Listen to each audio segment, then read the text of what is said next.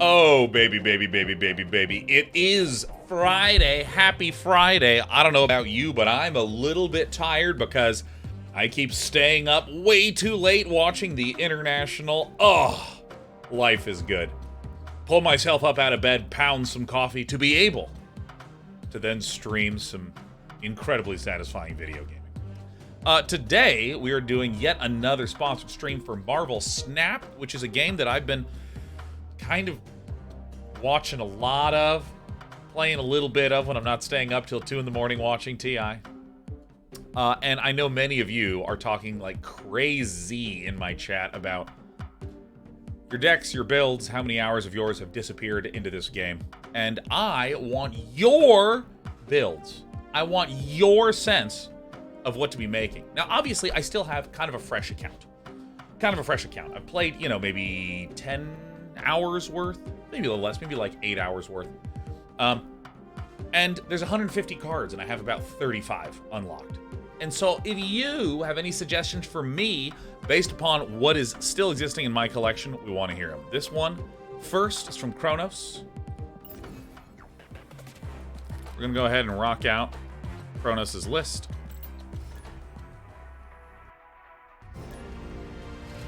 Yeah, it does feel like I have basically 2 decks right now. Alright, on turn 6, cards here can't be played. So, this is something that, because I just don't have a lot of 1-drops, I guess this is it.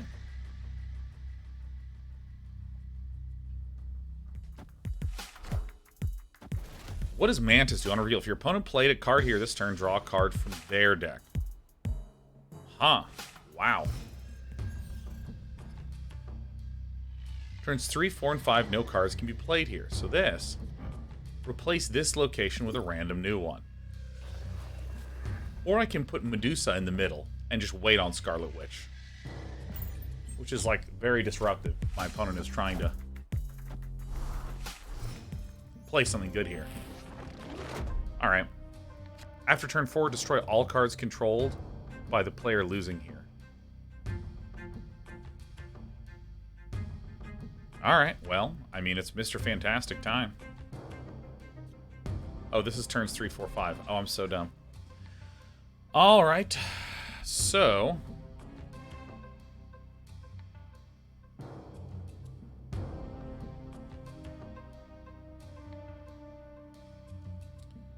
what I'm actually going to do is I'm going to Scarlet Witch.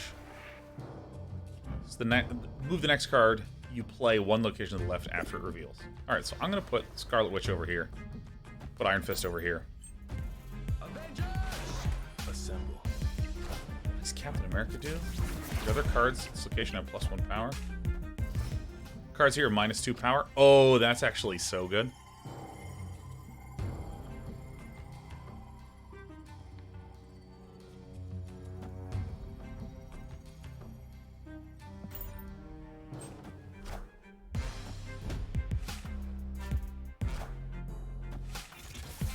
Alright, some combinations.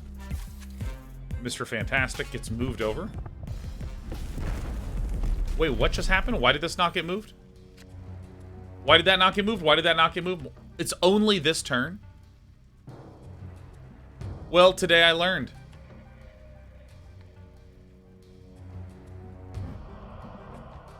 I just literally threw my cards away.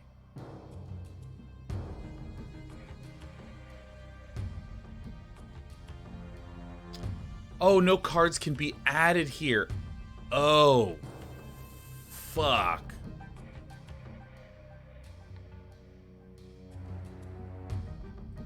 So if I put this here, I'm really curious.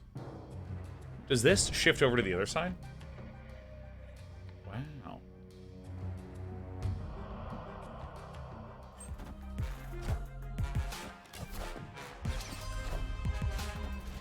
Morph, become a copy of a random card in your opponent's hand. Oh, this is terrible news.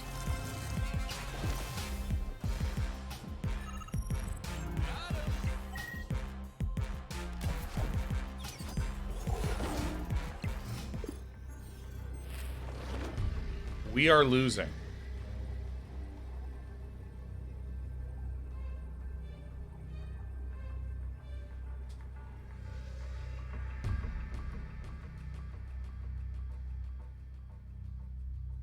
Technically, we are winning. So, if I play Odin here, this does not impact very much. I feel like this is the correct thing to do because my opponent is a bot and will lose no matter what.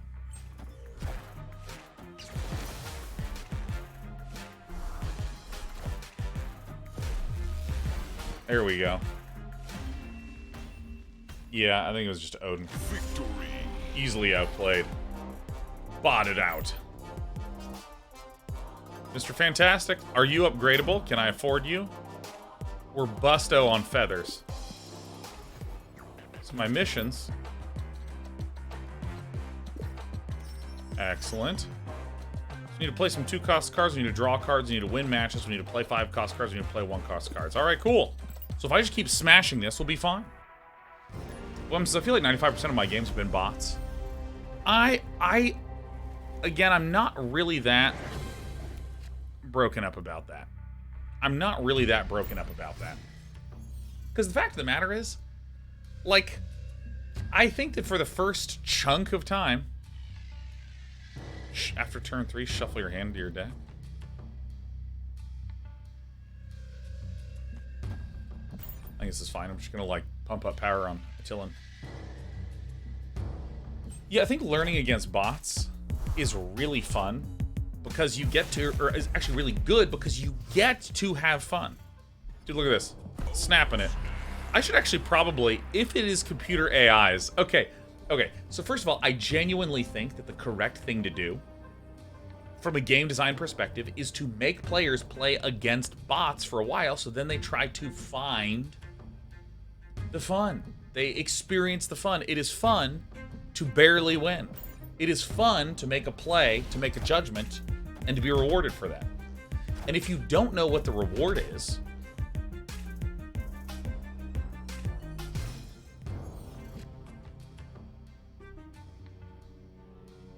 huh.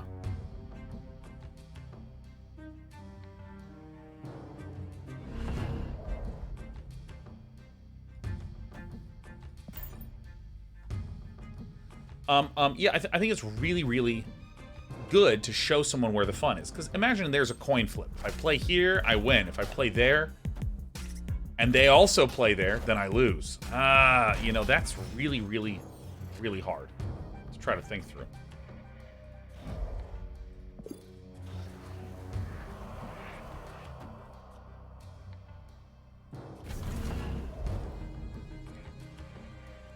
Oh, it's snap here? I already snapped. Damn. What am I talking about? Yeah, again, if there's like a coin flip, or if I play in the middle location and they match me, I lose. But if I play in the middle location and they play somewhere else, I win. Or maybe I should play somewhere else. You know, that sort of thing. I genuinely, firmly, vehemently believe that this teaches you that it is fun. And then when you play and get better and are against players, you have a motivation to improve enough because then you get back to the fun thing. Like, when I play Brood War competitively,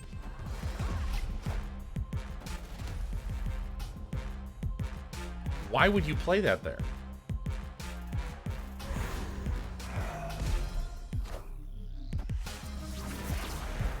Why does mine get... Why did mine trigger and theirs didn't trigger? Anyways, the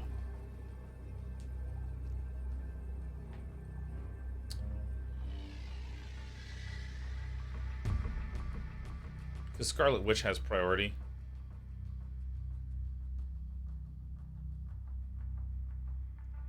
His reveals first. Okay, so let me interrupt my train of thought with what determines the priority and resolution order of these things. Is it that this shiny means whose resolution is first? So this is the on reveal.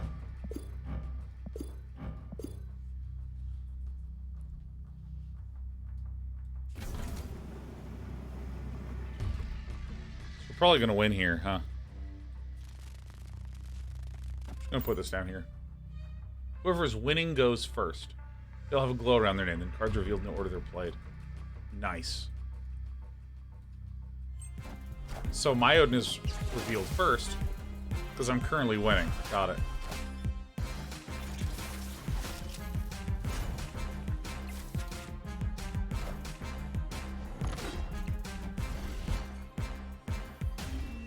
Snapped.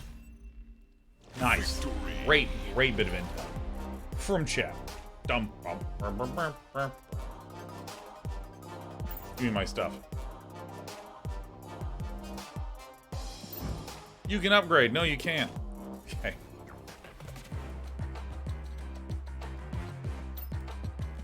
Playing cards. Draw. Oh. Holy crap.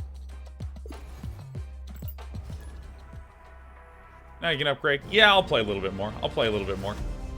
But anyways, I think that it is so important when you're first learning a game that someone teaches you what is fun. I think it is so important to be taught what is fun. Move the next card you play one location left after it reveals.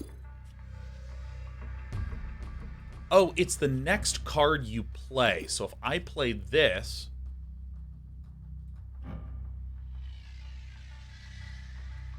Oh, I see. If I play Iron Fist here, and then next turn I play Multiple Man here, Multiple Man will scoot over.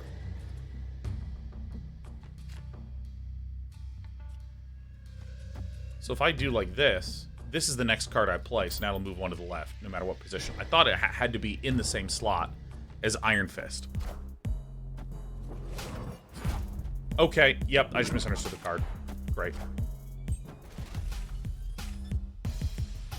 Graven. When a card moves here, this gets +2 power. Great.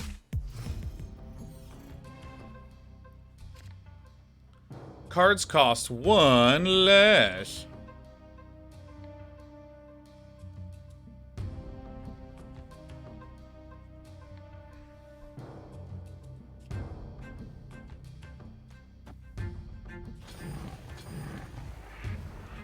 Why not?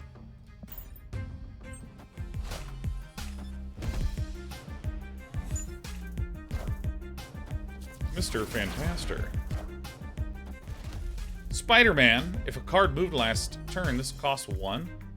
Oh, fuck yeah. Oh my god, that's an incredible card. 5 wow. Holy cow. Wow. Okay. I am never going to finish this point. I can only do one thing at a time because I am tired today, man. I'm a little bit roasted. Medusa.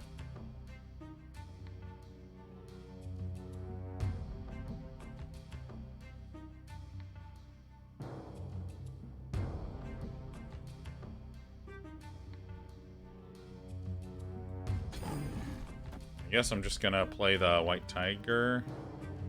Elysium's screwing shit up, man.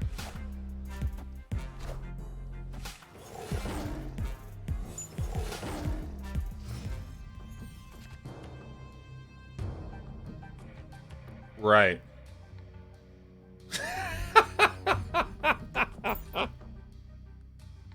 That's me. I messed up, kitten. Alright. I'm learning a lot. Like chains of education happening.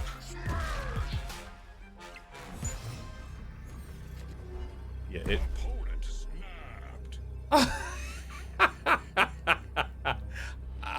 I'm gonna concede. I'm gonna retreat now. Retreat, gang. Alright, I'm gonna finish this thought process. I think the biggest mistake that games make in a tutorialization phase, such as the first 5 hours I'm playing a game, they don't actually show me what the hell is fun in the game. You're not actually trying to teach someone mechanics.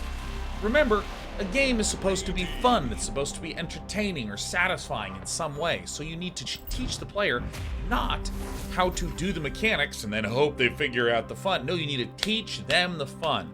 Biomutant was the strongest example I can point to earlier this year, where Biomutant basically showed me, here's how crafting works. Here's how getting new spells work. You can make your own weapons. You can put custom slots on your weapons. And at no point did any of them do something that gave me meaningfully more fun.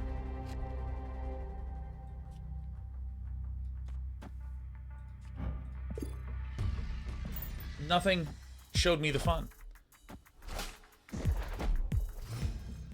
You're really not going to believe this move. This land is always changing. I hate this stupid fucking card. Heimdall? Move your other cards one location to the left? Alright, well this, I guess, helps.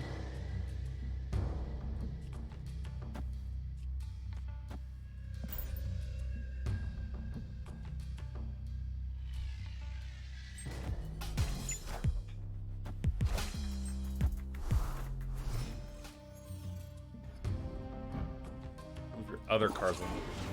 Alright.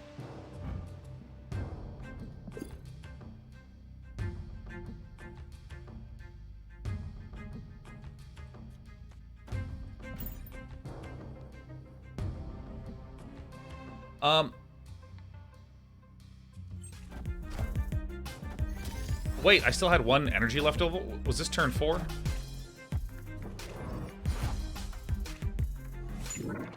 Oh, no, that's a 2-cost card. Okay. Opponent snapped.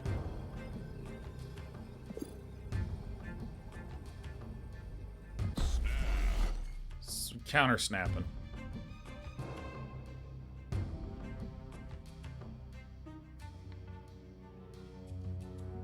So this has to go here, huh?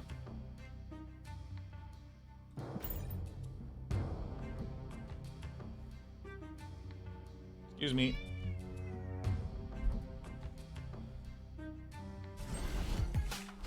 Oh, dude, I love this quote. I love this quote. No, it says Mark Rosewater said the same. When introducing a game, he said, what you want to do is get them to say, I want to play again, not, okay, I know all the rules now. Straight up.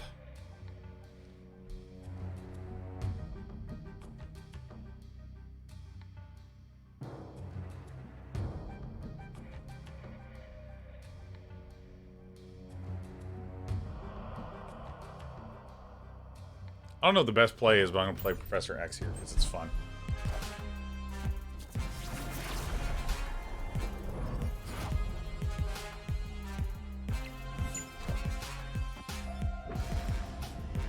Alright, now the game is going to Yeehaw. So then, when I play this here, screw Jessica Jones buff. Oh, that's right. Whoops, well, whatever.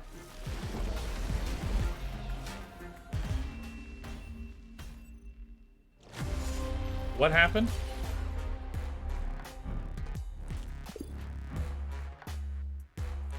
Okay. Alright, I'm learning some definitions of words. It's okay, we snapped. It's okay, we snapped. Nailed it. Owned. Absolutely figuring out the fundamentals of the game. But yeah, like, you want to teach the player the fun. Like, what is actually fun about this game? What's fun? Show me the fun. And the fact that this game hurls bots at you to just let you win, so that way you can see how, if you make good decisions, you're gonna win. And if you win, by God, you're gonna have some damn fun. Like, that's great. And I think that's actually like more correct than you want to give it credit for.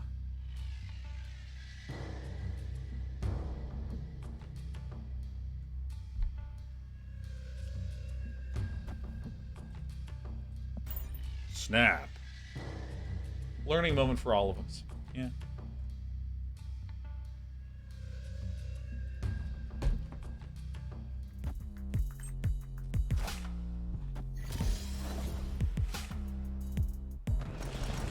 It seems odd to pay for streaming if you don't have your product optimized for the format, but I don't run a game studio. What do I know? Yeah, I mean, I personally really like what they've done. So, okay, question. This says, move the next card you play one location to the left after it reveals. So this is the next card I'm playing. But I have 2 of these. Does this mean it receives the same instruction twice? So 2 of the same thing happens at once and then it moves over once? Or is it sort of a stack resolution a la Magic the Gathering, where it will move once and then it will move once again?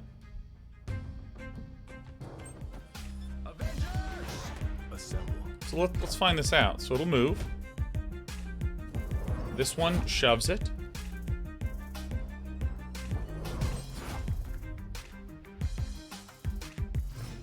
All right, so it does have stack resolution in here. That's super helpful to hear.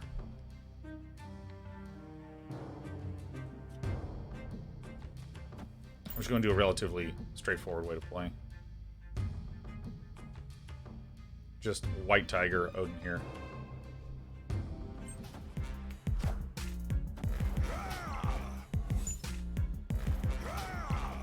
Rawr! Opponent snapped.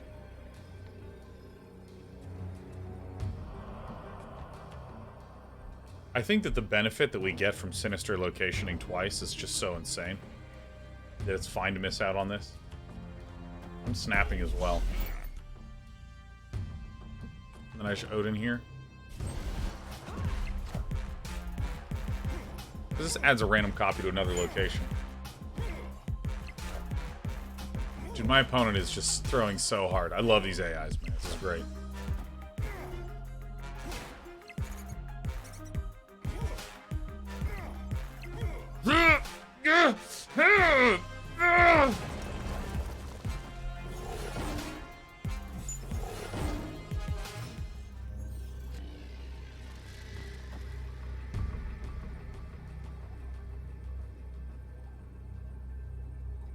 So I want to end the turn so that way I can get a second Odin summon. Yay! Opponent is a coward. Alright. I need so many more feathers, dude.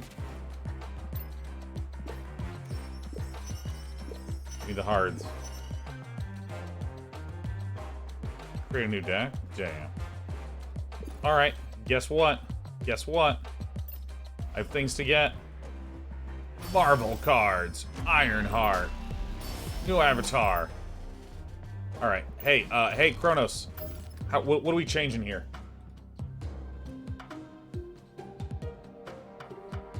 Maybe pull out Miss Fantastic?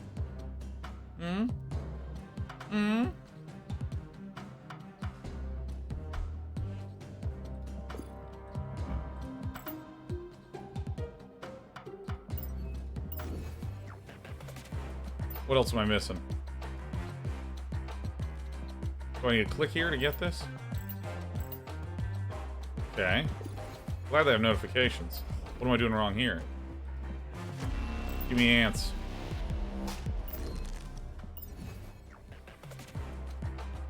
Alright.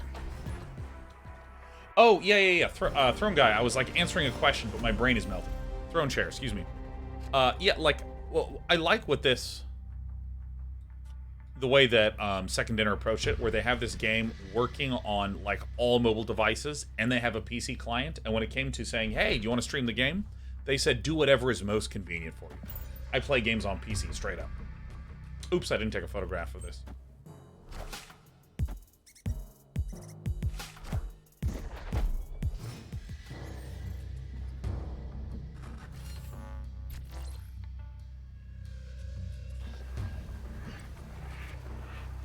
I'm gonna do this one because I can.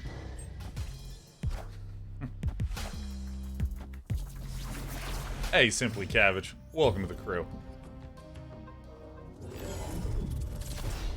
Oh, White Tigress is pricier. Damn.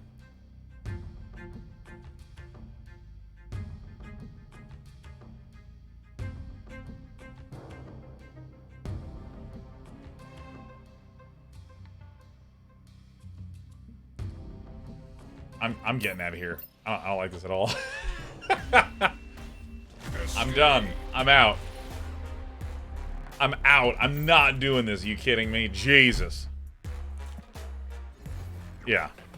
Couldn't pay me $1 million to keep playing that shit, man.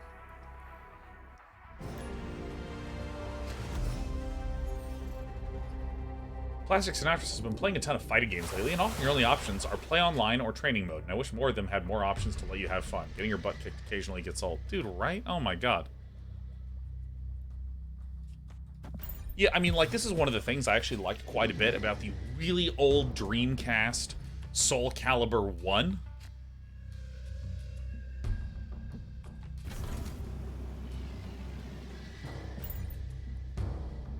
You had this enormous quest system where you could like go to this map and go to different locations, and there was a character there that you would fight, and they would fight in the same way. So you would like start to master that specific enemy. Oh, it was so fun.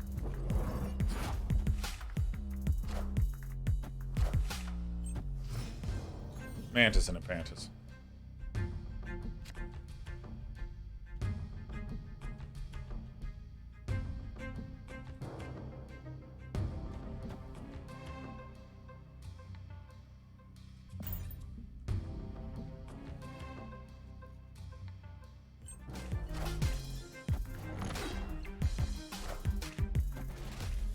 Destroy your other cards at this location. Alright. Good on like a control-ish deck.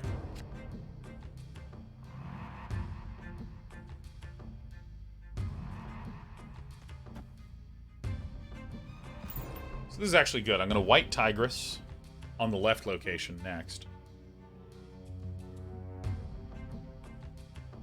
Let me see what they do, and then I might snap. Snap time? Snap!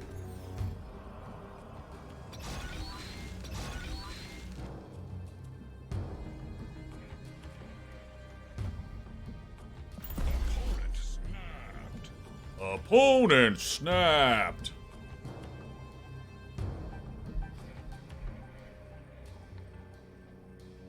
Dude, this is going to be so good.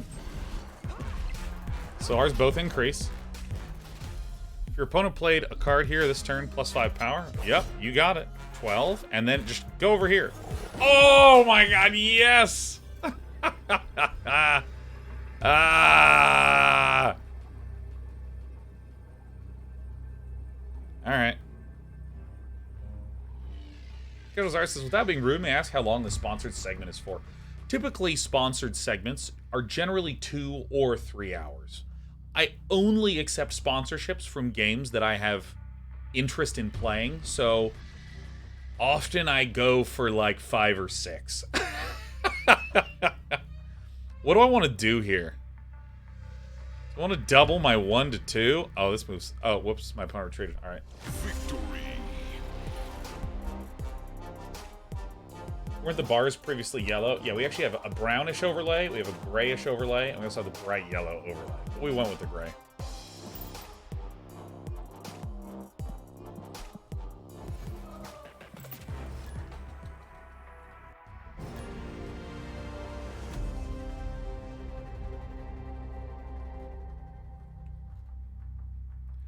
Yeah, so Casual Zari, I think that I was probably going to play for 3-4 hours, is what I was thinking. But, you know, again, this game's pretty fun, so... I'm also really interested in playing DMU drafts, like really. I'm also interested in playing the new RimWorld expansion. I'm also really excited for some other upcoming titles. I know Moonbreaker is doing a bunch of changes incoming. Oh, I'm deleting cloning bats. Get out of here.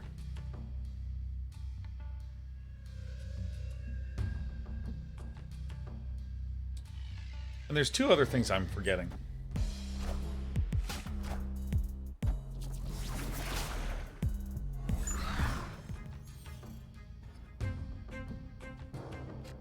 At turn 5, give all cards here more power. Ironheart.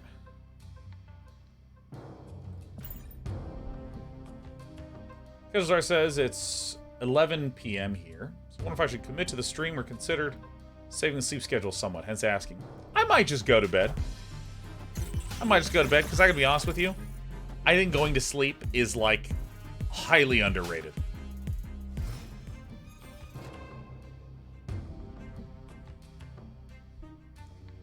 So I think that what I do is I play Jessica Jones over here, consider moving this around at a later turn, but then I'm going to go Odin and White Tigress here.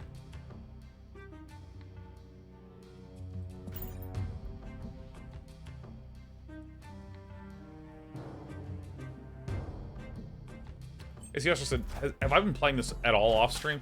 It's actually funny. I had a buddy who was asking, hey, how is this game? And I was like, well, you know, I can show it to you.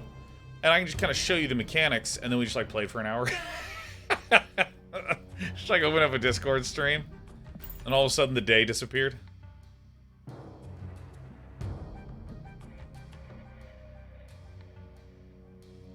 Oh, I realize I messed something up. Well, actually, I think this is still okay.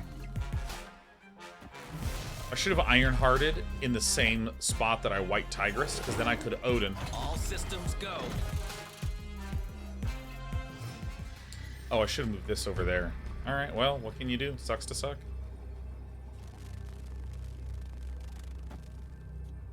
So I'm going to do this to make sure that White Tigress puts a Tiger Spirit right there.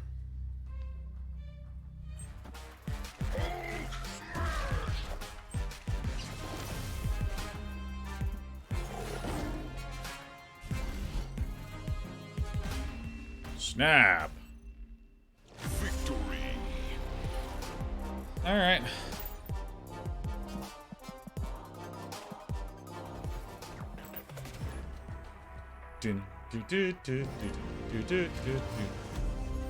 Hulk is so fun to play. Oh. Oh, snap. Putting this here. It's me, Multiple Man.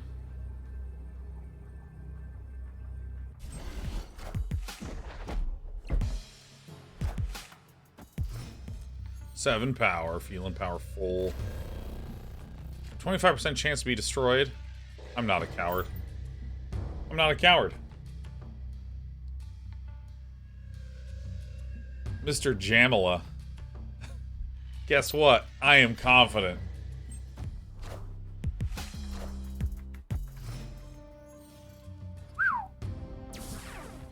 After turn, transform all cards. After turn 3, transform all cards here into a rock. Alright. Where were you last turn, you turd?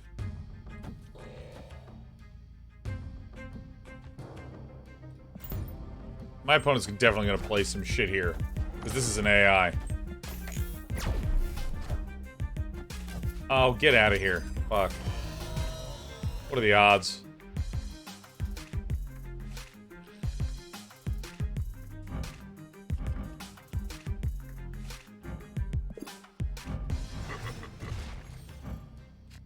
What is happening here? Opponent snapped. Alright, I'm out of here. How do you know you're playing against an AI if they do anything that seems bad? It needs a deck tracker overlay? Yeah. Untapped GG is making one.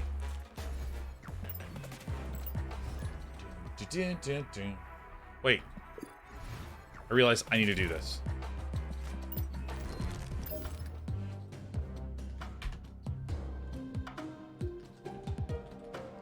There we go. Eon Blue says I'm an AI. Well, in a certain sense, I mean, we're all AI if you think about it.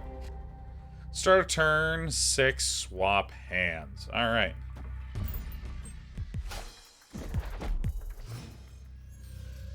This game feels like I want to curve out, like top end. I want like, it feels like I want 5 or 6 1-drops, 3 or 4 2-drops, 2 3s, a 4 and a 5. Like that feels better.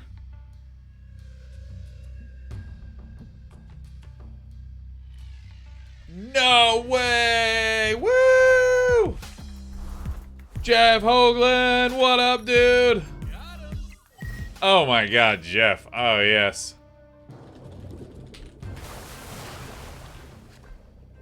I'm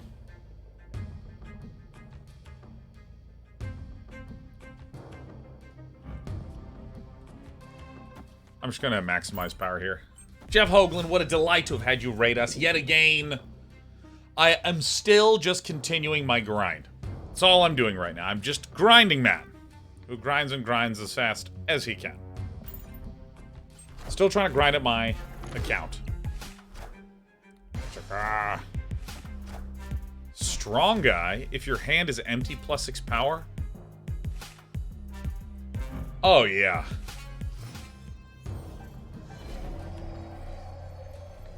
So I'm going to lose out on my Odin.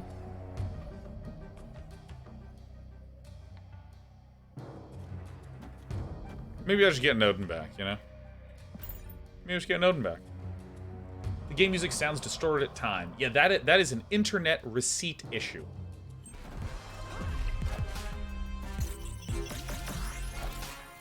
Yeah, Jeff, I'm definitely going to be snapping more. My problem right now, Jeff, is I have too many things that I'm enjoying. That's my struggle. That's my pickle. Because I really want to double Mythic, because I really, really like...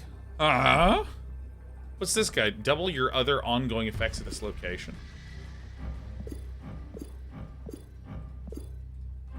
Not a single one. And this guy, location, to the right has +6 power.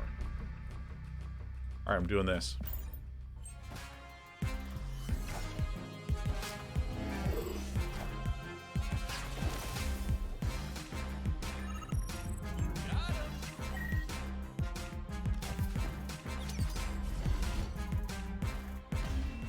There it is. Yeah, there's just too many good games right now. And also, the International is on, and I mean, like I am just so tired. I stayed up so late last night. Third dimension. 3D. This needs to go faster, though. I mean, I can't handle how slow this is. Fast-paced mobile gameplay that slows down when you get extra cosmetics. Ooh, Electro Destroy random 1-cost card. Oh my god. Alright, I'm going back. Kronos, I'm editing your deck.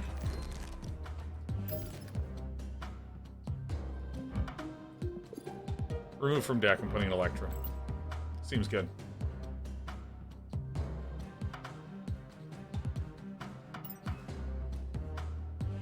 I probably don't want multiple man now, huh? Because there's no Muse. Star-Lord is always clutch as hell. Alright. Even though I just made these changes, Kronos, this is still your deck. And if any of y'all have good deck ideas, feel free to let me know. Go back. So I can upgrade some nerds.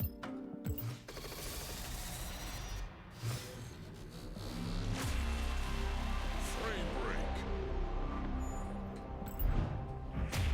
Haagen-Dazs Boots is, of course, it was directed by Ben. He has such a knack for smooth games. Dude, Ben Brode fucking gets it, man. In, like, so many ways. Ben Brode is one of the best human beings. Well, first of all, best human being, full stop. P.S. If you're watching, Ben... fucking random lover, you. So, like, first of all, outside of being a delightful human, I really feel like Ben Brode super fucking gets it when it comes to balancing a couple of needs that players have. So, first of all, you know, I come from StarCraft 2 RTS background, which generally competitive communities err on the side of, excuse me, I am trying to play optimally here. Why won't you let me just play optimally?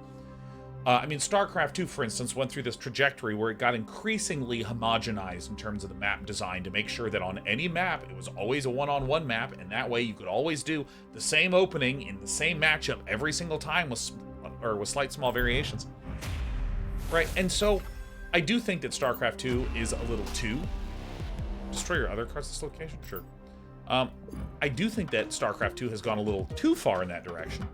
But there's a sentiment there that I'm trying to point to, which is the sentiment of, I want to be able to have sameness and reliability, and that way I can achieve and climb up to the top by doing this thing perfectly, blah, blah, blah. Which I actually think that players don't fucking want. They say that they want it. They don't want it. They say that they want it. They do not want it. The chaos of a game like Dota can be very, very appealing, even though crazy different things are happening all the time. Upgrade a card. Do a thing. Play 1 cost card. So I think that they're really good at balancing, first of all, this idea of variety and having variation and randomness and unpredictability and asymmetry always in there, but also having a predictability factor in there. I think that's one of the things that a lot of the games that Ben Brode has worked on, and also Ben as a person, preaches a lot, that I think is A+ out of 10. It's fucking sensational.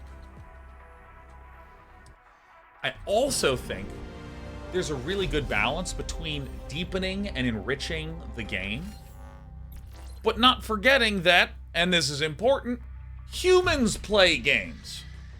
So how do we make it just feel smooth and delightful and buttery and thoughtfully consider the fact that you, human being, have shit to do?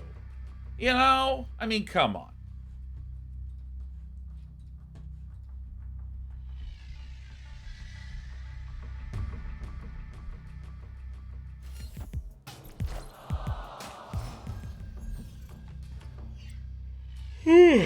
Out of scroll reach location. Oh, fuck yeah.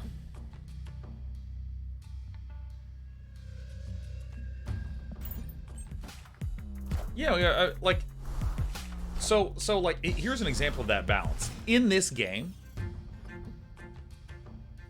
I take my turn at the exact same time as my opponent, and then it is thusly revealed to us. Are we on turn 3? Fuck!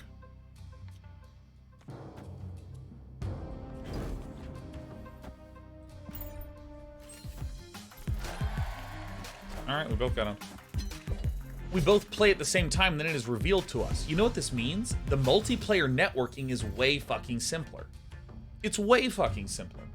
Because then, you just batch all the information of the game state, send it to the other person.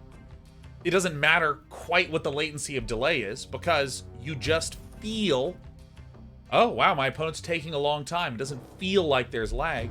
And then everything is revealed simultaneously with a whole bunch of VFX.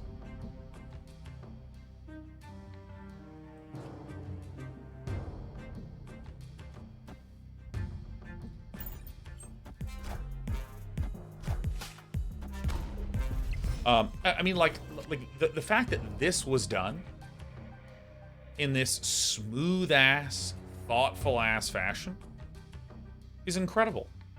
I think I'd go Iron Man here and then Odin here. I mean, it's not very good, but...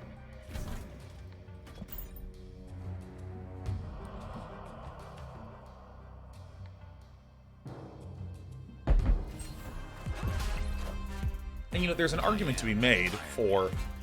No, excuse me, I am really interested.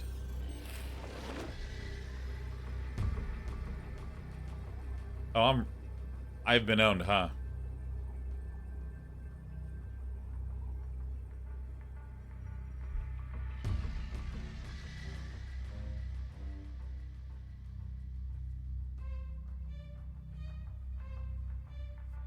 I think that the right play is I do this here and I do this here, because there's a chance that two things bop over to there. Because my opponent, I assume, believes that they've won this one, so they're going to play something big here. So this is going to go to 7. This 7 is going to get duplicated to 14.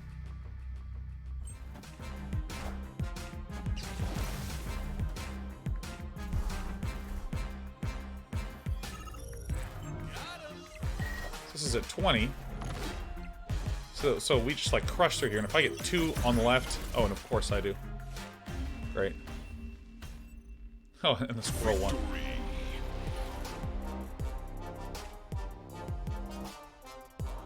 Okay.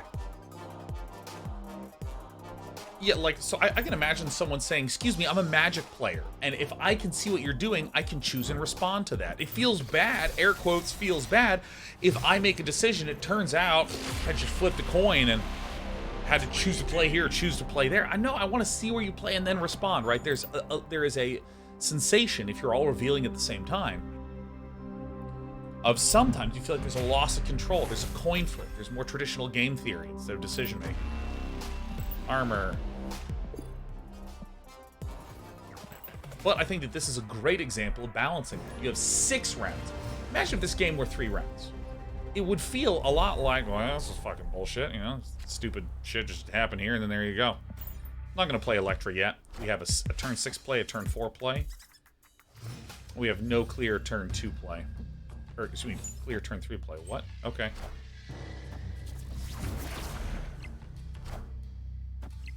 Alright, well, that sucks for both of us. So I'm certain my opponent's going to play here. So much so I'm snapping. I mean, I just think it's brilliant. You have 6 rounds of simultaneous reveals. So it feels like I have a mix of, no, I get some control here. That feels good to have control. But there's also that feeling of flipping.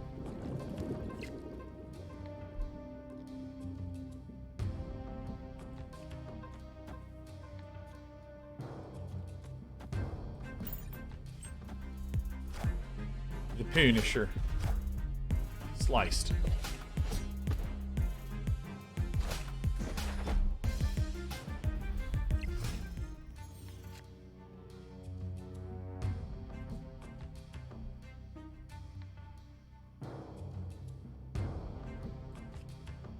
So I think I want Jessica Jones here. And I'll see what they do. Fruit.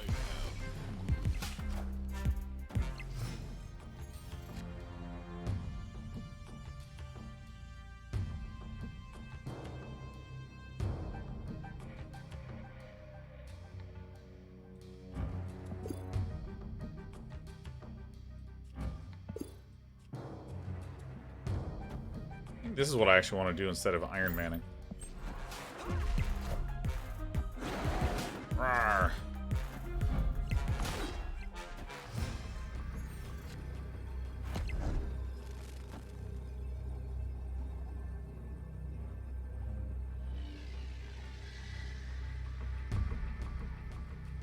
Yeah, so my opponent is in the following situation. If they play here, they have to play 7 total power, which is hard to do for less than 3 mana. So then, if they have 3 more mana, they won't be able to win here. Now, if I do this, we actually have an insane swing here. So I'm pretty sure this guarantees the win. Pretty sure. Not 100%, but pretty sure. No target.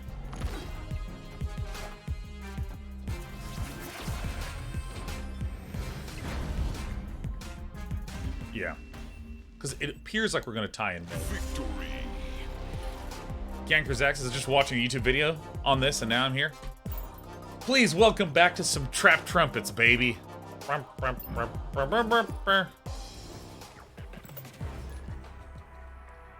God, I really...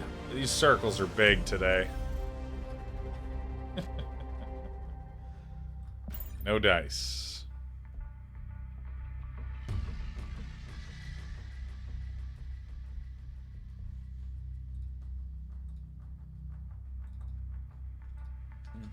But hey, let me just say, Jeff Hoogland, thank you warmly for the raid. I've been watching a shitload of your... Now your Snap content.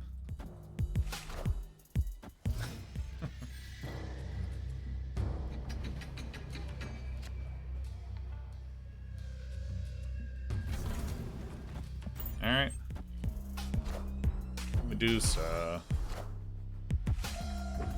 And I mean, I really think...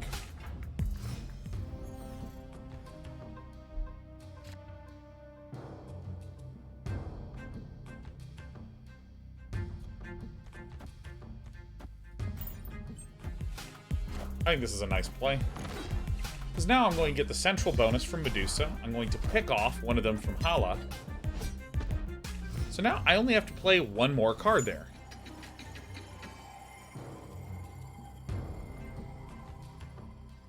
So this is the right way to make sure that we guaranteed win here.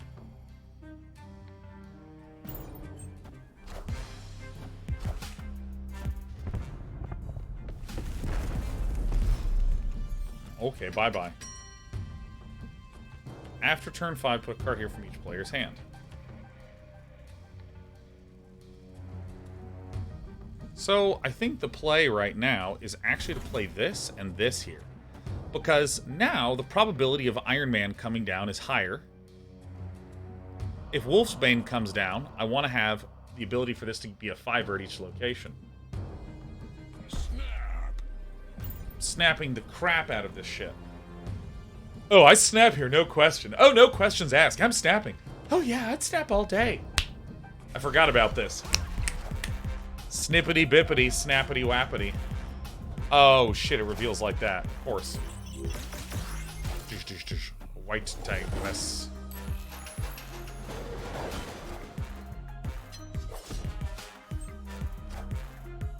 I am Iron Man. Je suis Amandiron.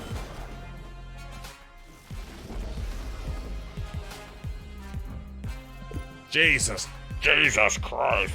Okay.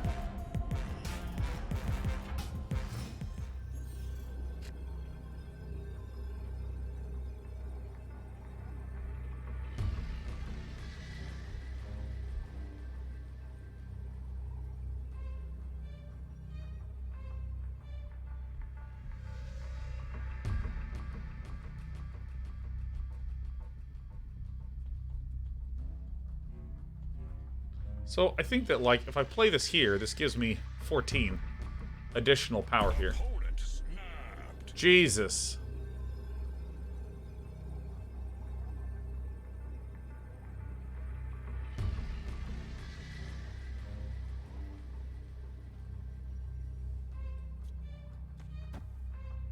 So I think I don't want this location to change.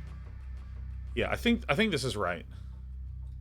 Because then I get 7 bonus here.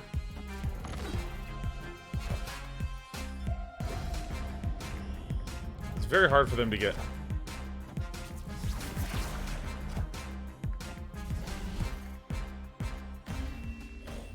Nice. Victory. Snap!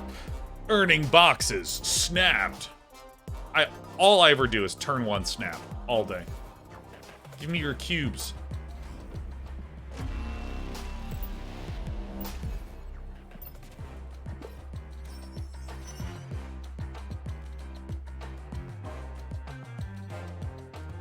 Two mission refills in 5 hours? Let's just, like, do this. Why not? Hard 4 matches. Hard!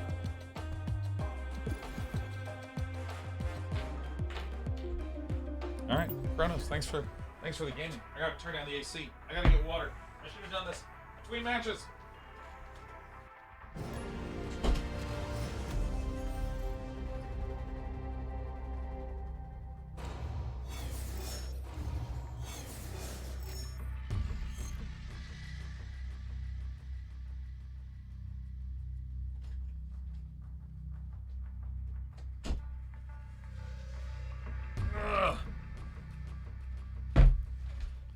Alright. Alright, Dusa. Right in the middle. This is perfect. This is perfect. It's perfect.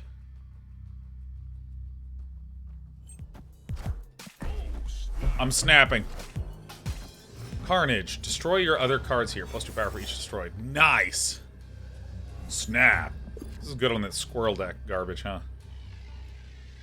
Shuffle 5 rocks in there. Oh, shit. Snap.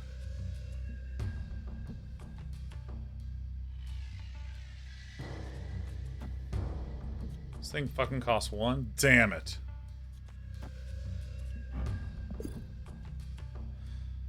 I still think this is, like, the best I got. Do-do-do.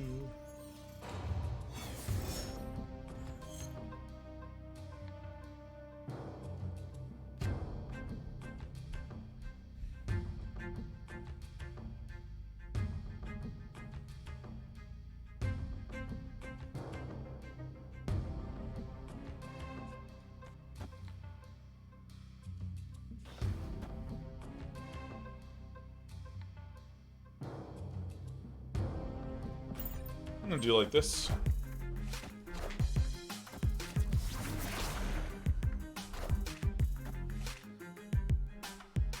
Alright, that changes shit up. Nice, I have rocks.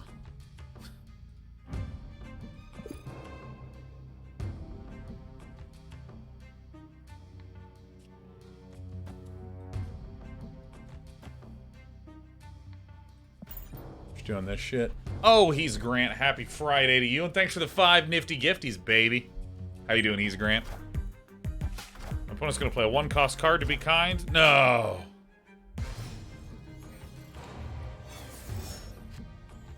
All right, I mean, that's good shit.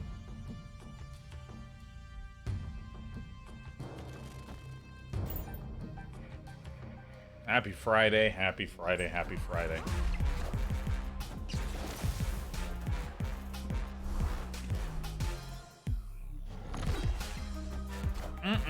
Rock! Sabertooth. When this is destroyed, return it to your hand. It costs 0. Oh. Ooh. Ooh. Let's rock.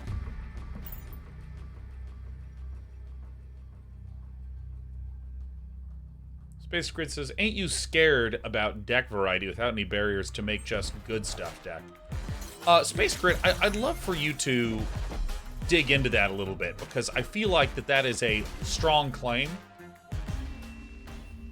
based on almost too brief of a statement.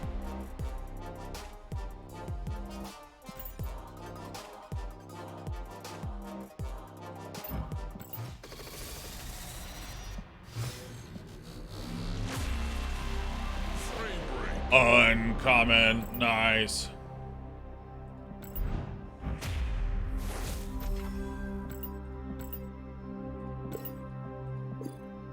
I'm at 68. Play, play, play, play, play.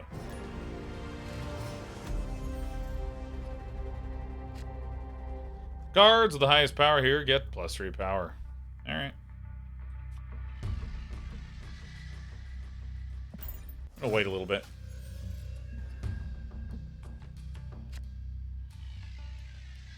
Alright.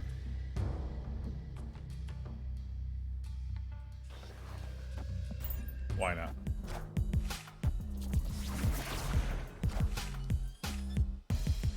All cards here swap sides. Nice.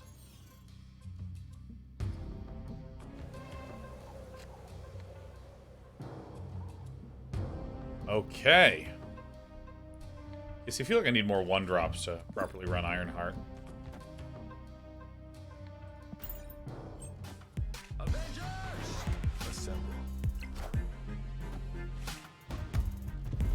That no target thing I think is new.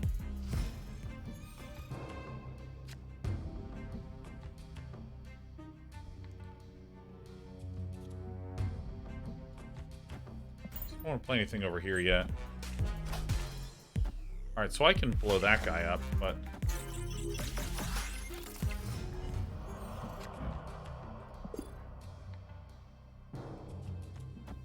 yeah, I'm just doing this shit.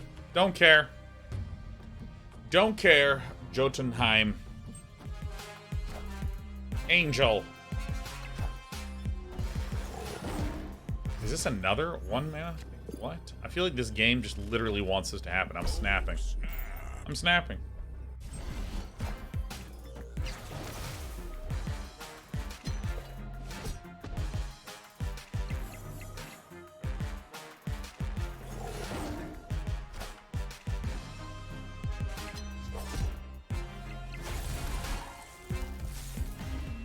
Alright, nice.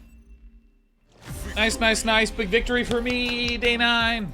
Yay! Alright, Scarlet Witch. Get upgraded. Frame break. Alright, nice. Very good. Very good.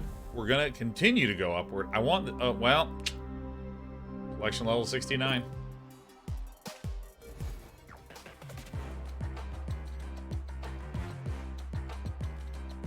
Alright, playing again. Got this hard quest of winning 4 games. It says it's hard, so it wouldn't lie to me, huh? Also, I accidentally closed my streamies. Alright, who has a deck list that they want to share with me? Or I guess I should say, who wants to build my next deck, huh? Who wants to build my next one?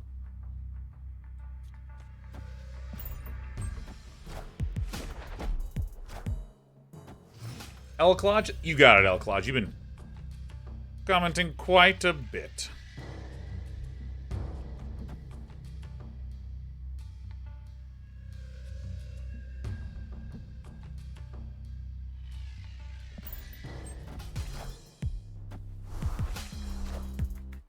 Hawkeye, what is this art?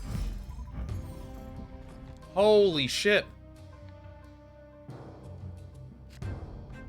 It's like a Calvin and Hobbes style. This is ridiculous.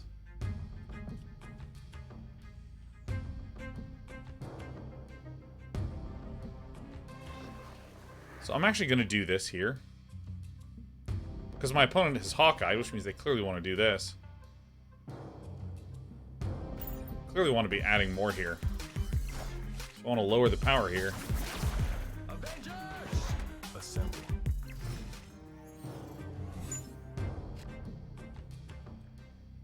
What?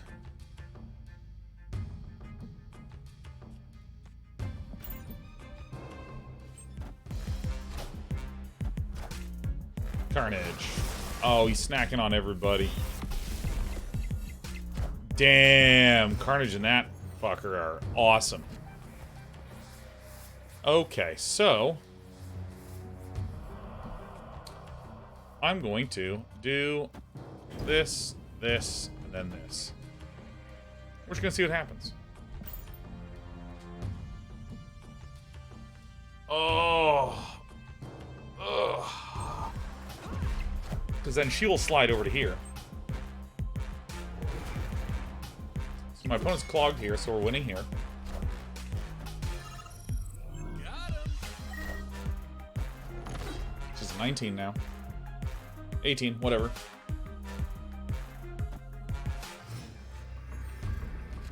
We draw Odin.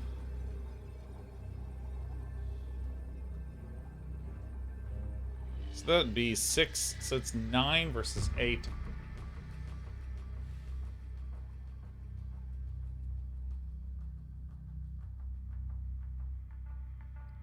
And I guess it's probably... I'm gonna play this here, which is great because it'll transform this shit yet again. Oh yeah.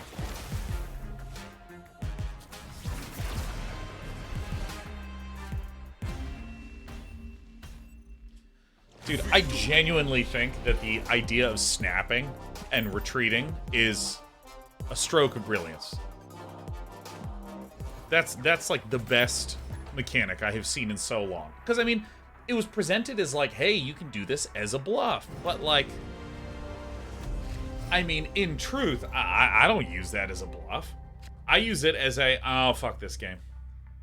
Like, for instance, right now, I don't have a turn 2 play. So I'm going to end my turn, and if I still don't have a turn 2 play, I'm just going to resign.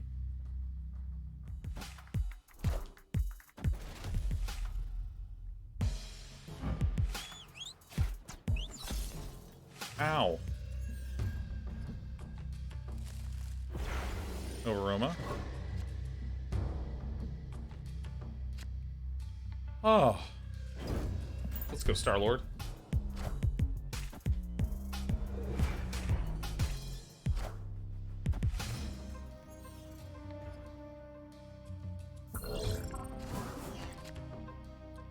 Add a random card to each player's hand. Alright. Just drop Deuce on the middle. Wong. Your unreveal abilities, this location happened twice. Assemble.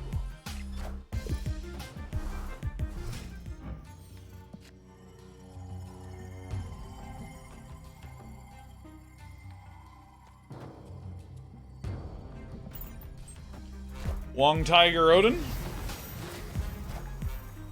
Moon Girl, sure, sure. Alright, the Tigress, here we go, bam. Oh my god, look at this. Snapping. Oh, snap. Wong Tiger Odin. Wong Tiger Odin, hell yeah.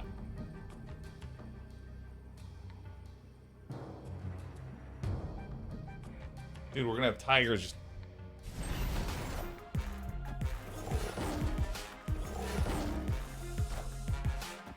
Oh, I don't even give a shit. Angel. Can I snap 15 more times? Dude, this is crazy. On reveal will happen twice, and then this happens twice. So this should be 4 tigers?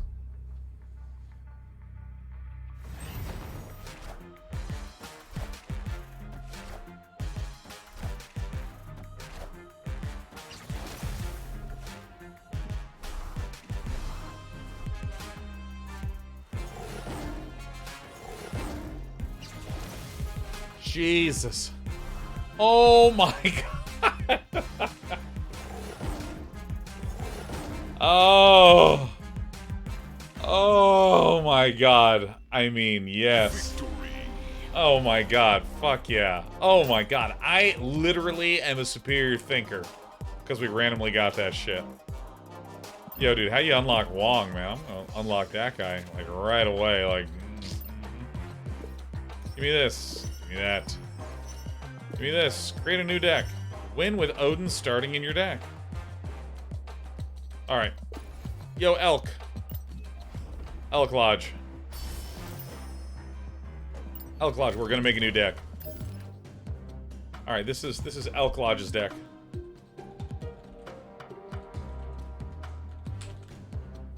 Alright, Elk Lodge. Alright. Alright, what are we picking? Who's going in? Kronos, thank you for playing mine. It was better than any of the shit that I've made so far, Kronos. Actual decisions? Do I have Onslaught? Dude, fuck yeah, here's Onslaught.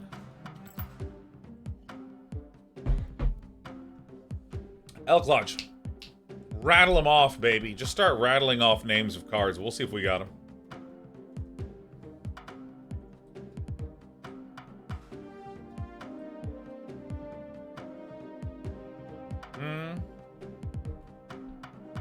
Elk Lodge is the only person we're taking suggestions from. If any of you try to pretend to be Elk Lodge, you are banned from my chat for life.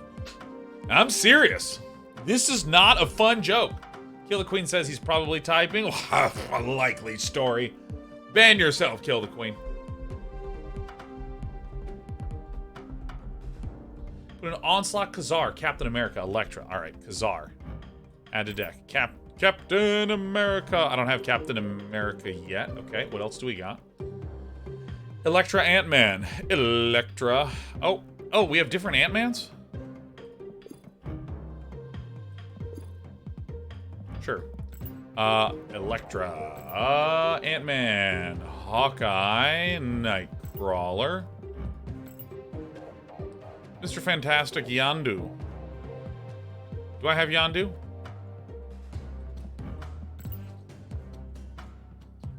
I think this is what I got. Iron Fist, Squirrel Girl. Don't have. Okay, Iron Fist. I don't have Squirrel Girl. Absolutely Squirrel Girl-less.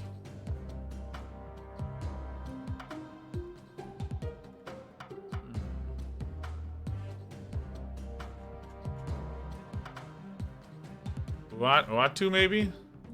Uatu. Alright, we got 6 1-drop babies.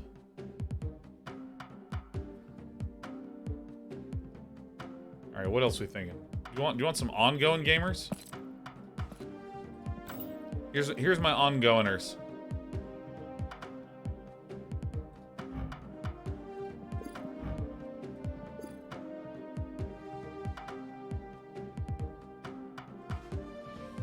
Alright, we're gonna need these final cards from Elk Lodge.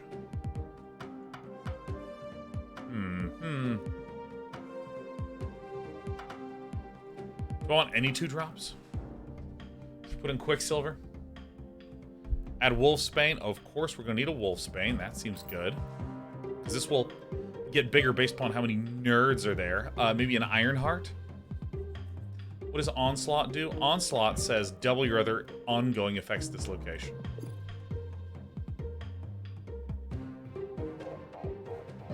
Spectrum. Iron Man could be good. Alright. It's going in. And then probably another cheapo, huh?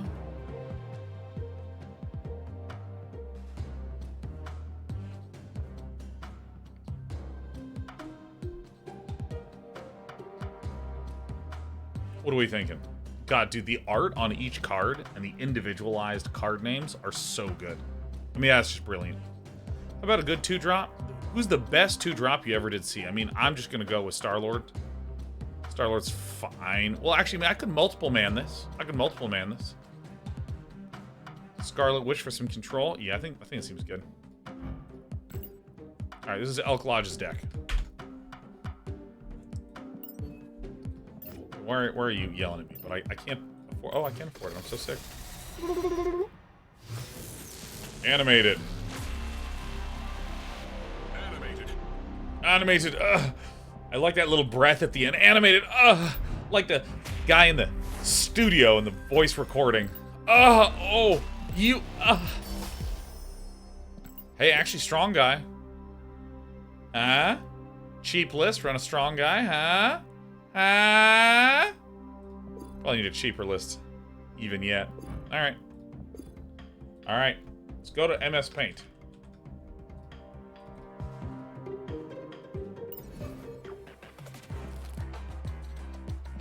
Alright, I gotta delete some of these.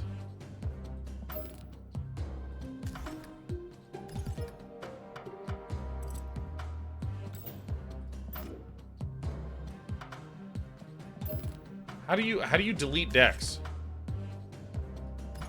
Oh my god, how do you delete this? Oh.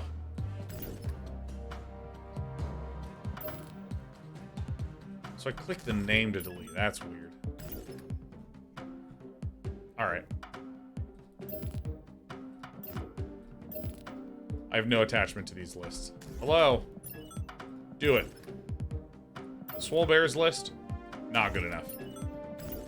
Alright, now we're gonna go here. We're gonna do this. We're gonna do Elk Lodge's deck. Elk Lodge? Hell yeah. Soon enough, Squirrel Girl's gonna go everywhere.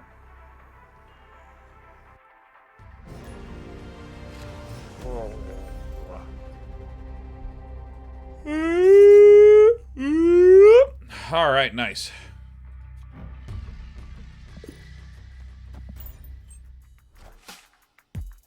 Dude, I gotta go to bed early tonight, man. I can't stay up late anymore. It's like too much for me.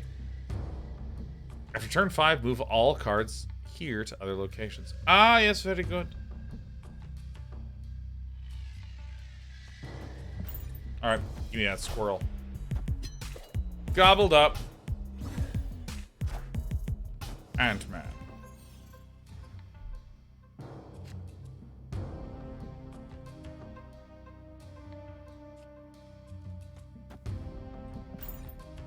Alright, I'm just gonna go with Tentacles here. Avengers! Assemble!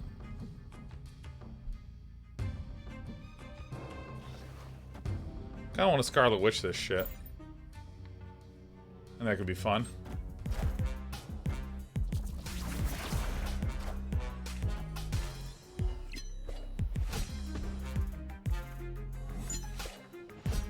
Oh, shit.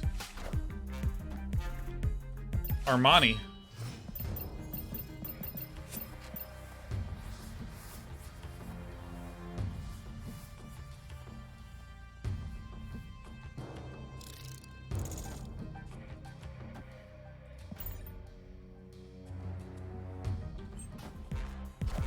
Alright.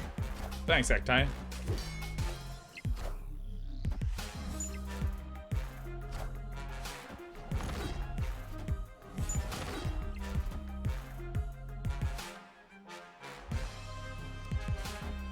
Oh, shit.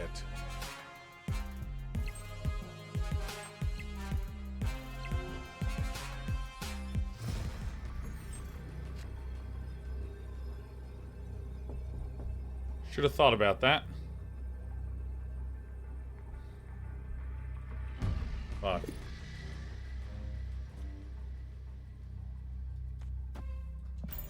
So if my opponent plays some sort of buffing card in middle, we might be dead.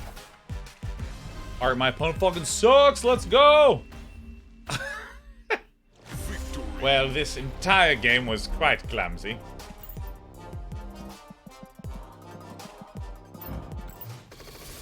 Yeah, I really wish these animations were just skippable. You're not going to believe this, but I want the player to see that you've gone 3D 150 times. For 150 cards, it's good every time. Give me this.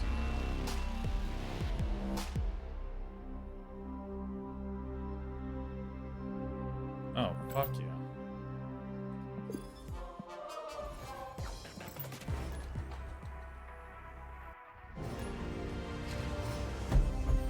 Alright.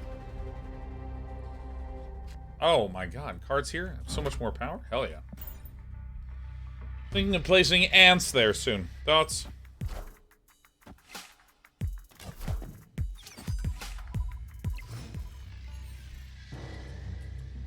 Alright, cards here have -2 power. Ah, yes, very good.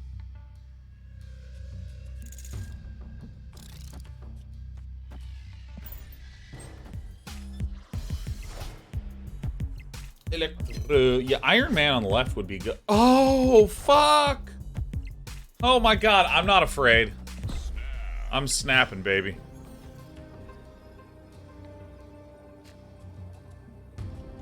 Well, this is the game. Well, this, you know, this is it.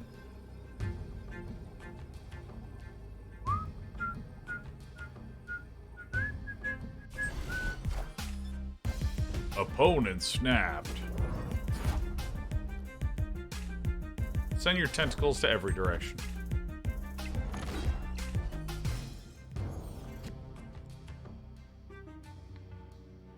Well, all right.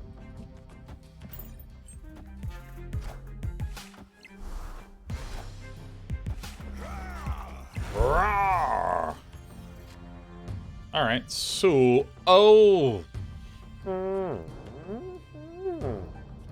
Electra, Vatu. Wait a minute, I've done this wrong. Oh, you know, I don't give a shit.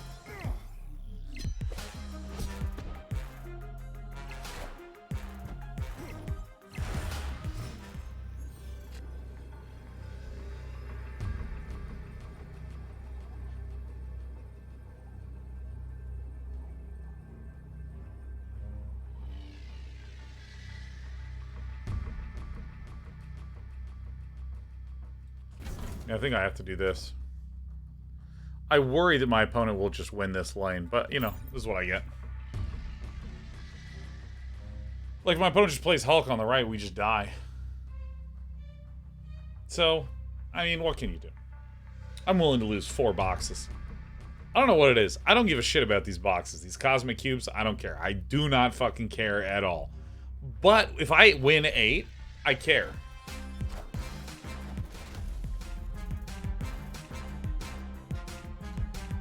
Nice, wow.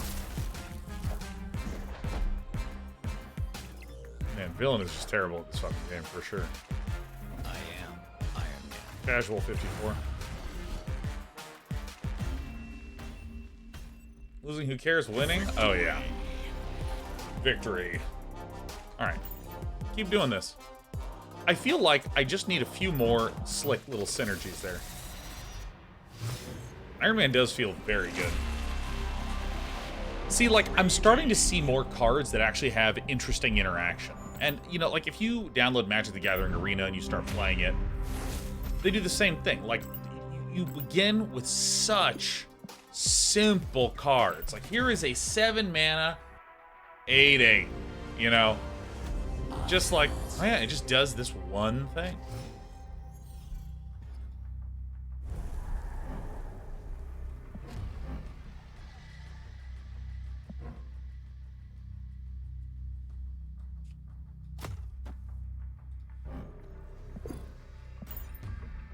And, like, then you start to get deeper into Magic, and there's all this crazy complexity. And it's, like, the same thing here.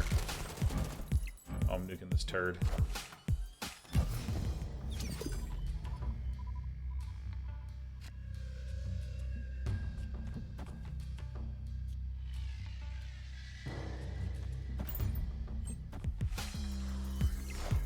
Like, Electra feels like the very first one. Oh my god. Oh, dude, yes.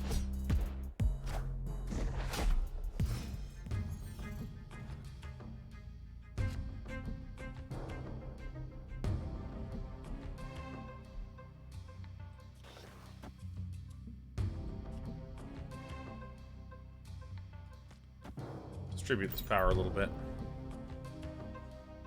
I don't want this random nonsense. I want Khazar! You have Uatu in hand? Yeah, you can see all the locations.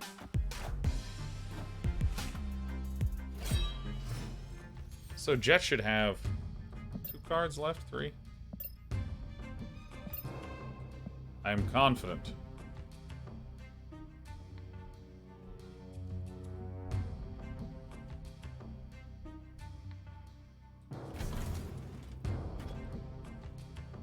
I'm gonna do like this. What does Doctor Strange do again? Move your highest power cards to this location.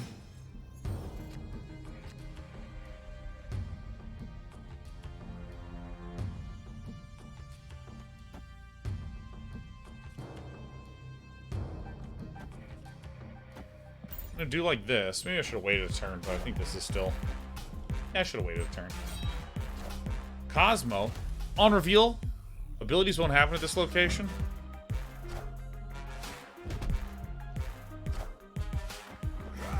What's an ability? So, like, from here on?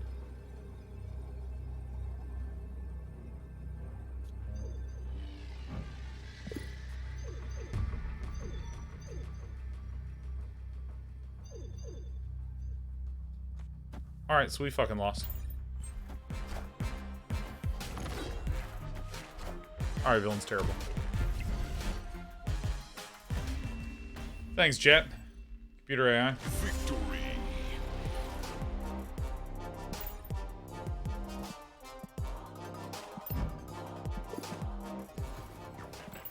Playing again. Dun, dun, dun, dun, dun, dun, dun, dun, dun.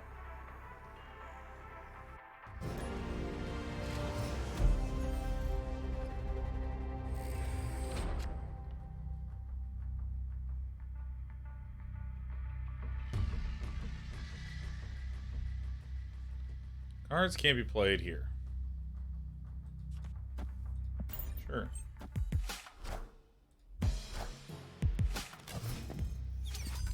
Alright. Cards cost 1 less. Jeez. Alright.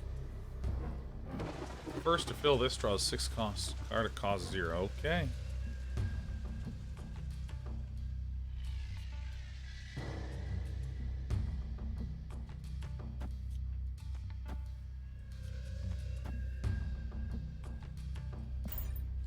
That's unbelievably unfair.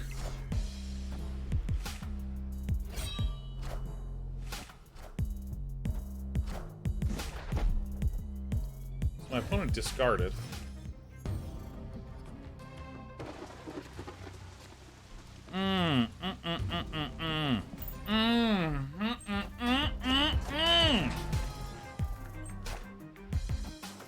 That was a really good Uatu.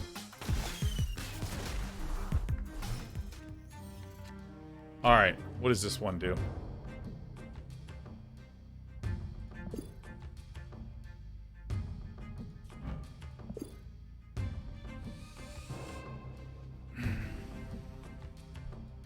Oof, I wish I could move that.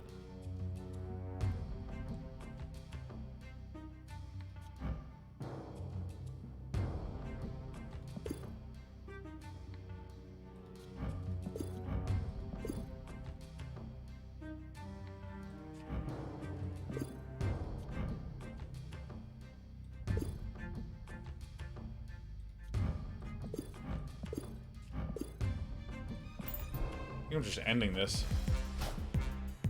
I am Iron Man. I am Iron Man.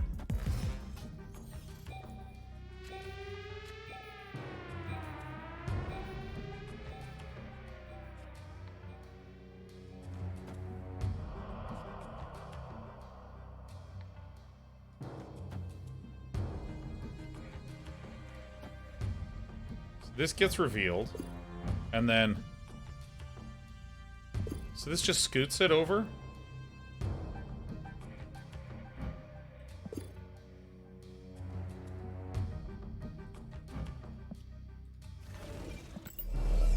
think this card might suck.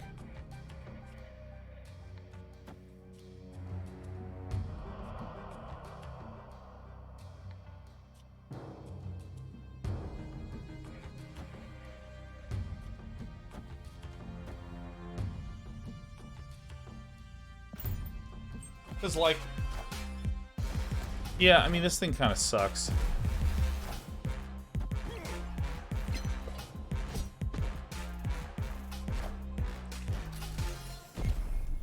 So, I only get one, because the other one is unfortunately filled up.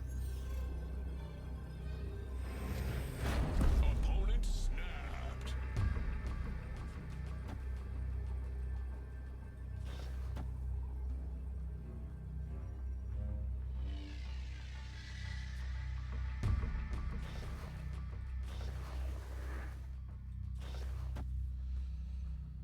Why not? I'm doing this.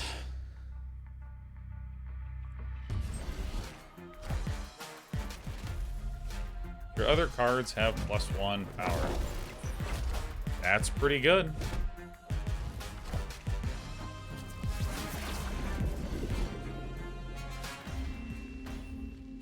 Yeah, I mean this... I felt like retreating, but I don't really care about losing any cubes at all. Alright, play. I mean, what made that weird? Alright, missions. Create a new deck. Win with Odin. Starting in your deck.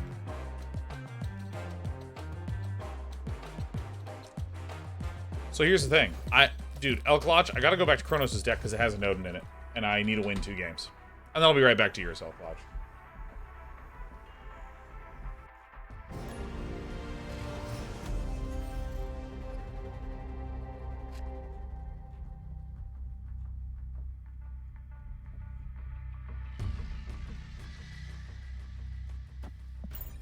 End a turn.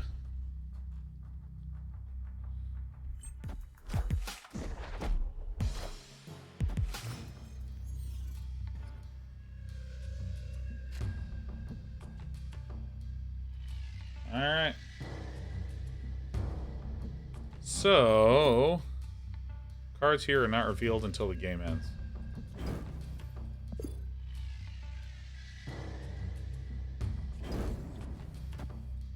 I'll just do this.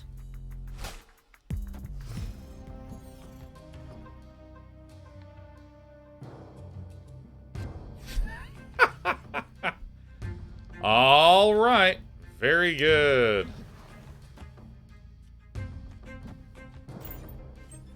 Oh, dude, that is so funny. Morph does what? Is Morph just... Never seen Morph before, but... Alright, so far, so good. So far, so good.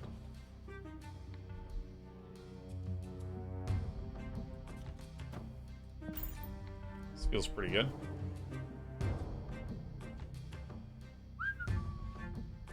Octea gifting 5. Yo, what up, Octea? How you doing? How you doing? How you doing? Hot 5 for Friday. Oh yeah. Oh, I'm snapping as hard as I possibly can. All right, so all the cards have to be played there. I'll play this first. I'll play this second. I'll end the turn.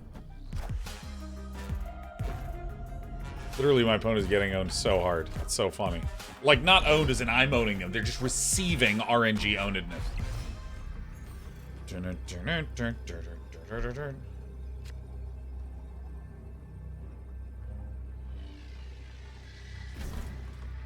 All right, final turn.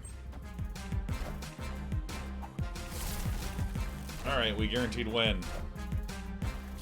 My opponent literally did the perfect play to cause them to lose. I am Iron Man. I am Iron Man. Octave says, I am great. You're on the deck builder overlay again, you silly squirrel. That's fine. You can see the game. You can see the game. This needs to be automated, man. You can never trust the players.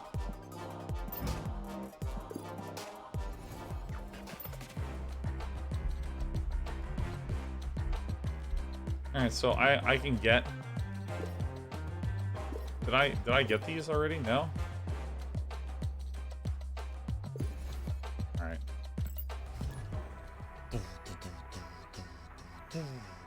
Chainsaw says, now that y'all played a bunch, how's the gameplay out of 10? You know, okay, so I actually have a weird opinion on this. I have a really weird opinion on this.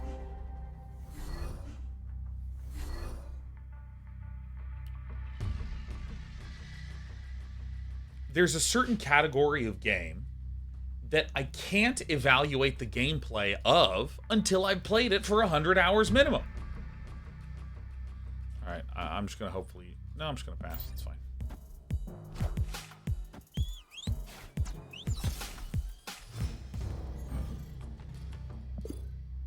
All right.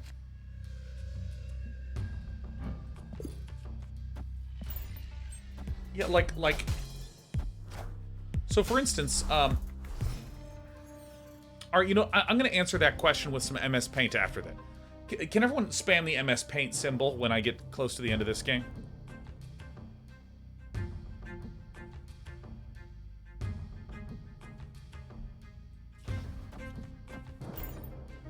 Just gonna delete. All right. Swap deck preview. Oh crap, man! I am.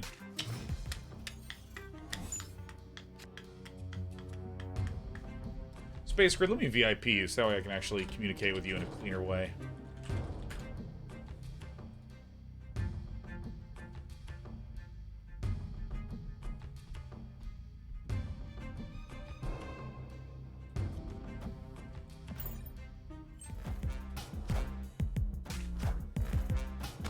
Punisher is permanent, +1 for each opposing card here. So this is pretty straightforward. Okay, so we're gonna answer chainsaw questions, and then we're gonna answer Space Grid's question, and then we're gonna continue to play. What does Cable do? Put the bottom card of your opponent's deck into your hand. Content, esports, etc.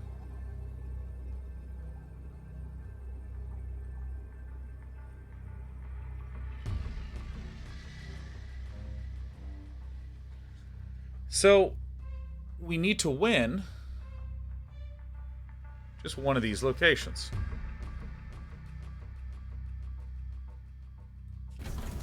So the biggest single card boost that I can imagine is the Hulk, which will give my opponent +12. And if I do this, this gives this side +11. So 9 + 12 is 21. 11 + 11, 22.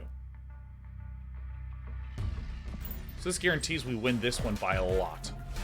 I am Iron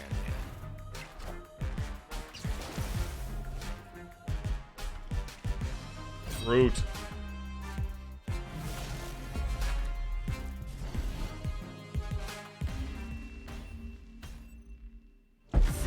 Victory! Snap! Alright.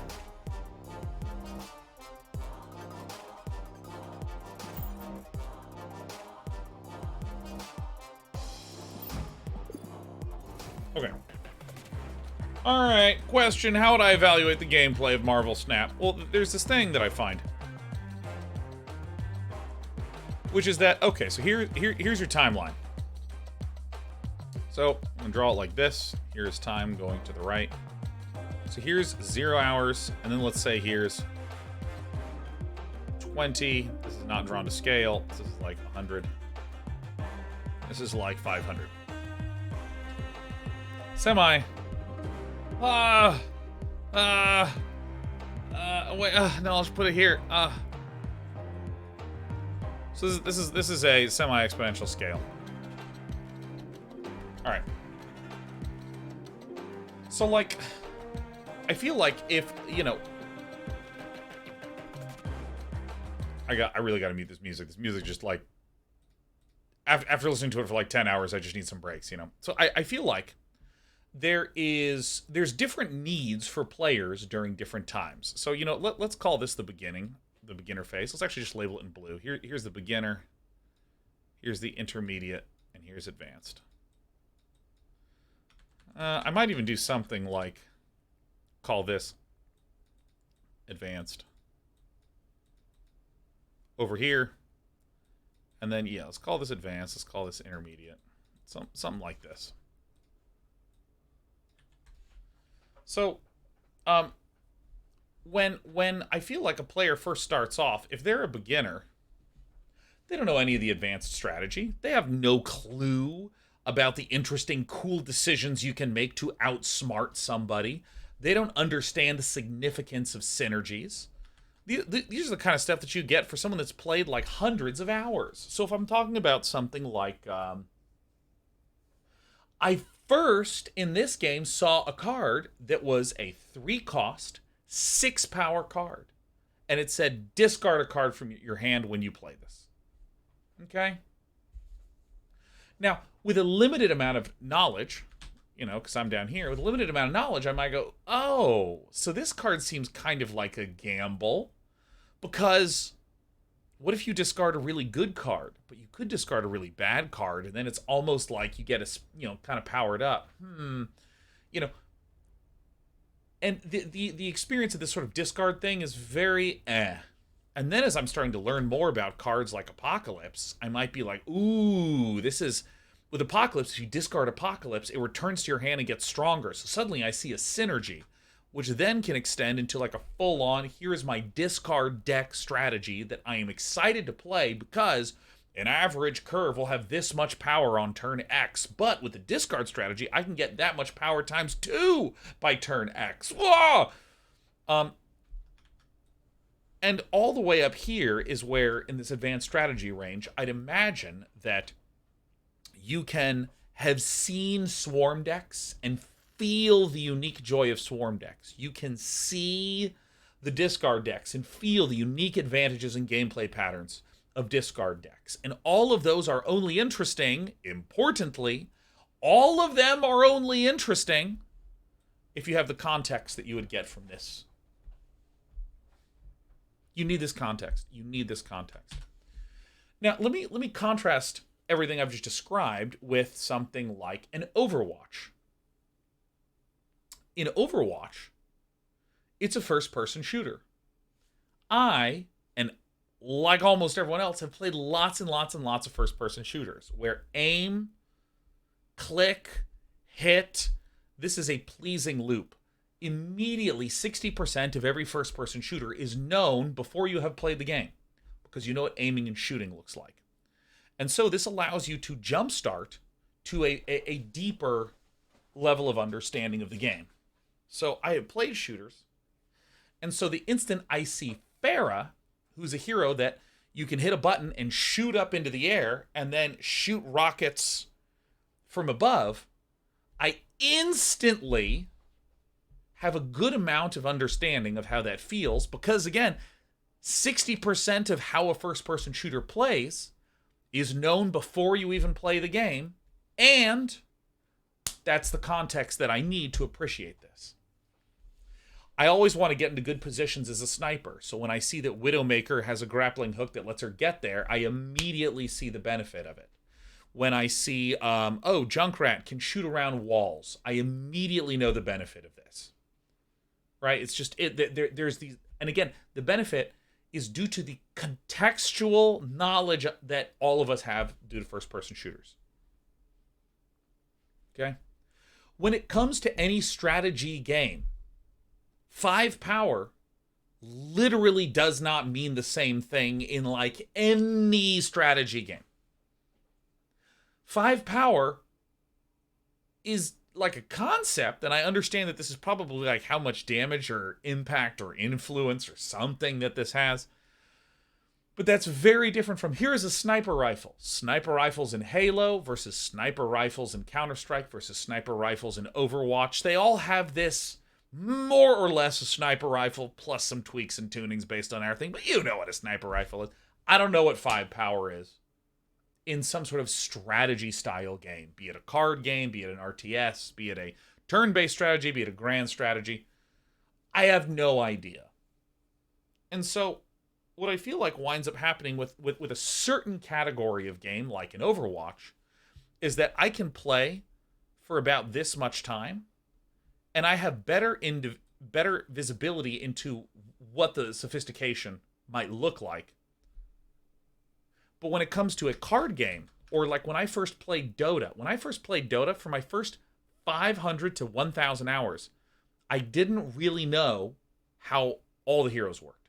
It took me like 1,000 hours to get to the point where I was like, okay, I now know how all the heroes work. And because I know how the heroes work, what do I get to tap into? Strategy, fun. Okay, here's this word, strategy, fun. That's what we've been building to. Strategy, fun, you are allowed to experience it from hour 500 onwards. Strategy, fun is, in this situation, given all the context and knowledge I have about this game, I am now allowed to make strategic decisions that let me get ahead because I know enough. My first game of Dota, when I was here, I'm Lina in mid lane. Do I get to experience the joy of Lina versus Invoker? Or Lina versus Ember Spirit? No, because I just don't know it. I don't even know how Ember Spirit worked, man. I had no fucking clue, so I couldn't experience the ability to abuse all the fun, cool things I would get to abuse in a good lane matchup. I don't get to do that at hour 0. I got to do that at hour 500. I get to experience that now. I mean, there are times when I was, for instance, playing a lane where it was double range versus double melee without a stun, and we were the double range, and they were the double melee.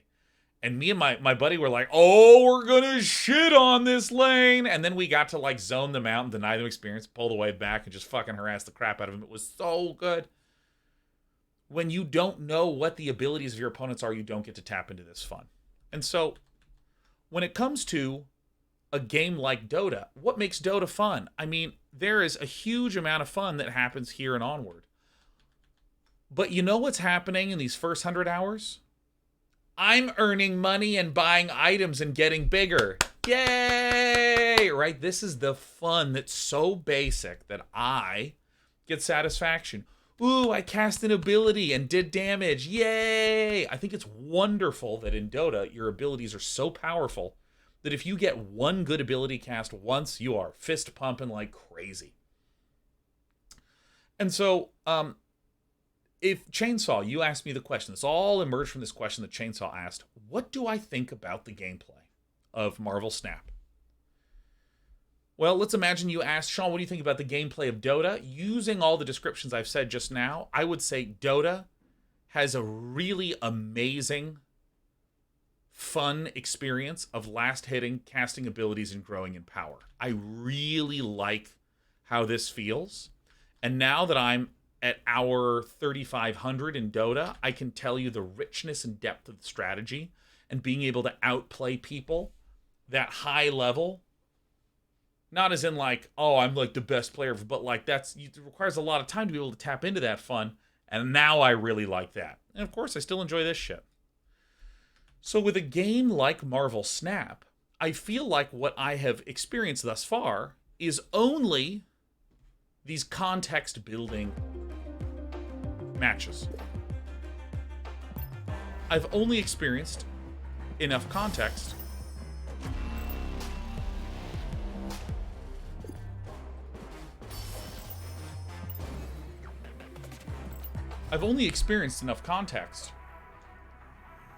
to have some small-scale satisfying decision-making. It's fun to combo some stuff. It's fun to try to think through stuff and try to win a location. It's fun to look at this and go, ooh,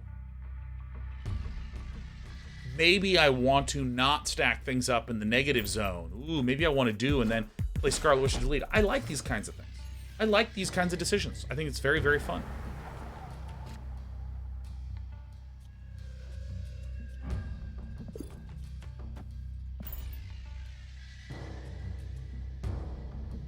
Yeah, I think these decisions are really, really, really, really fun. But I actually don't know how the high-level gameplay works. I feel like I have not even been introduced to it yet. It's slowly drip-feeding it to me.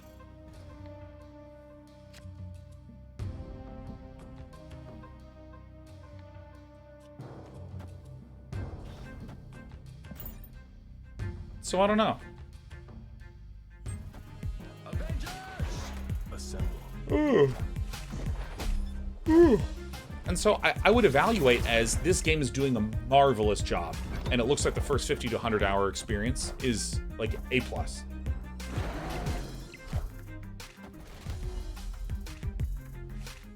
Afflict your other cards of this location with -1 power.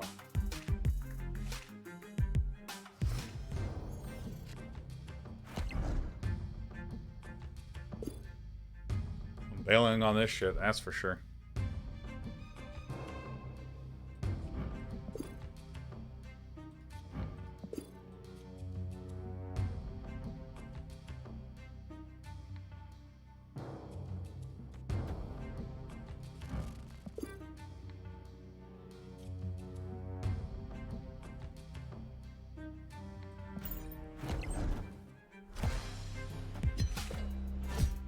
Jesus.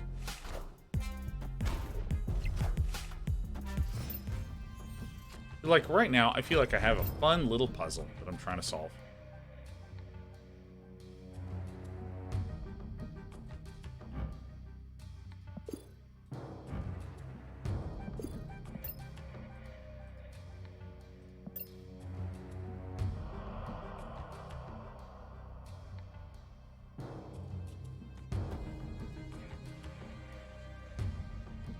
It's fucking gross.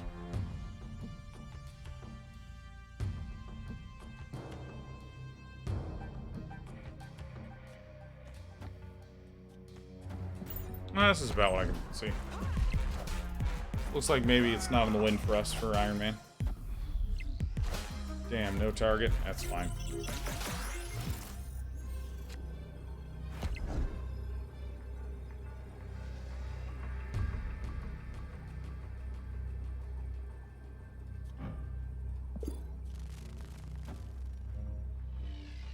See what happens here. Ongoing effects are doubled.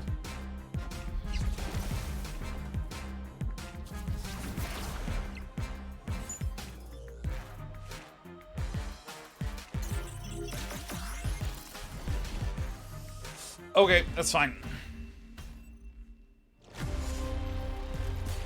That was rough. Yeah, like, this experience thus far has been just, like, A+ fun. It's been great. But I really don't know how the high-level gameplay works. I don't know what most of the cards do. I don't know how they interact with each other. It's not like a shooter game where, like, 60% of the game is understood and referenceable based upon what's happened in the past. Blade, discard a card from your hand. So I'm getting a lot of the discard cards.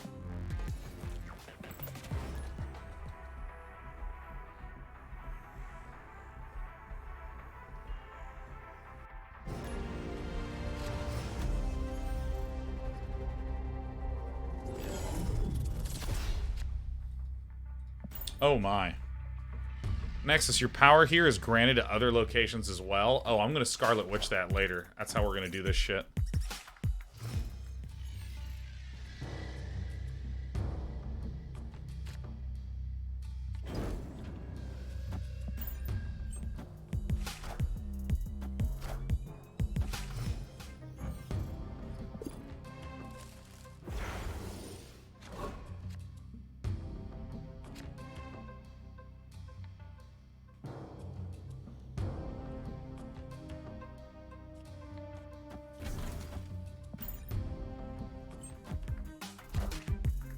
Alright. It's actually not the best news for us. Eat shit, squirrel. And Space Grid. Space Grid, you also had a question, Space Grid. Let's spin up that question. Let's spin up that.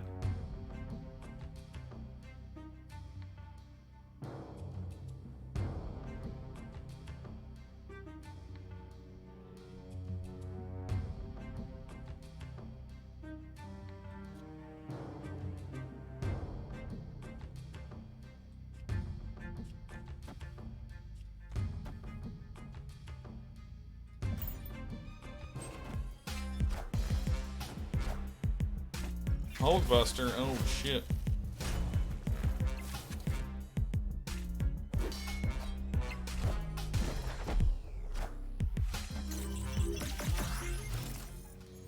Opponent snapped. Snap.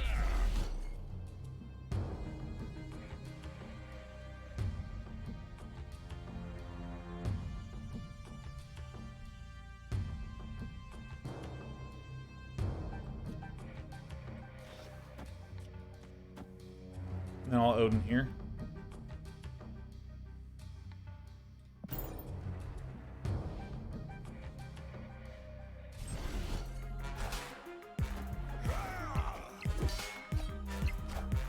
This is so good.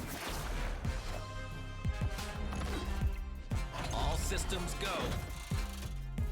Oh, that feels fucking good.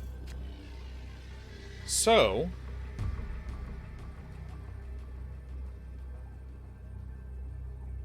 So we now do need to get, you know, a little bit lucky here.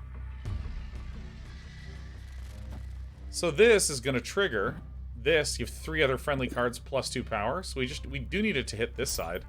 Just once. And that's pretty high probability. Should be 7 out of 8. Ish.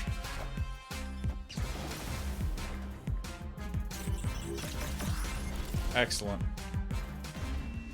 Give me that max, baby. Victory. Statistical probability on my side, baby. Alright, Elk Lodge, we're now going to go back to your deck. And finally, my thing is going to actually be true.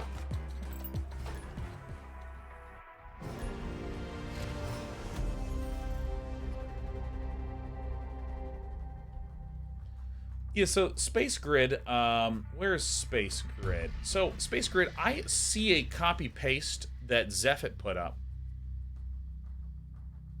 And I am unsure. I'm just unsure what to do with this.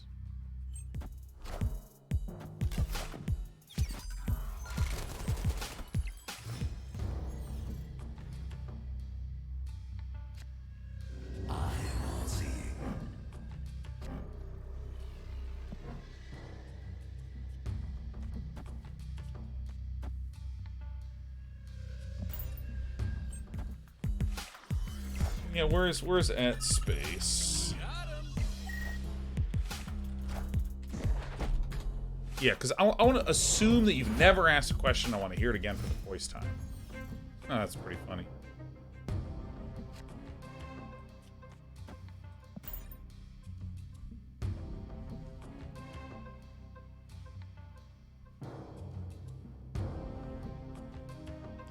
I really like Mr. Fantastic. Like, 6 power is just great.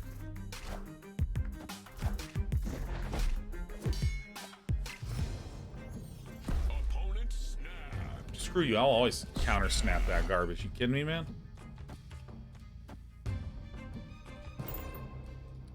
You're double your other ongoing effects. Great, so I'm definitely gonna ongoing this like crazy.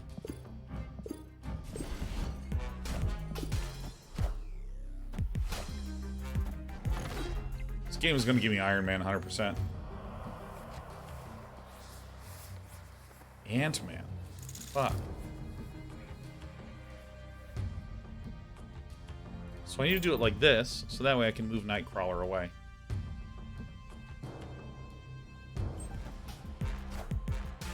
I am. Oh, shit.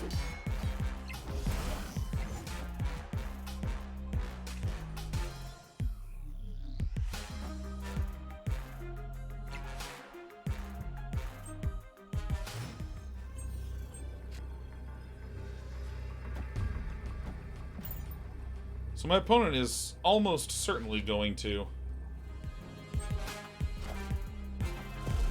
completely throw for no fucking reason. Hell yeah. Oh my god. Alright. That's okay. We double-double the side impact of Mr. Fantastic and Onslaught. Look at that. I have 18 power on the left with just a single Mr. Fantastic.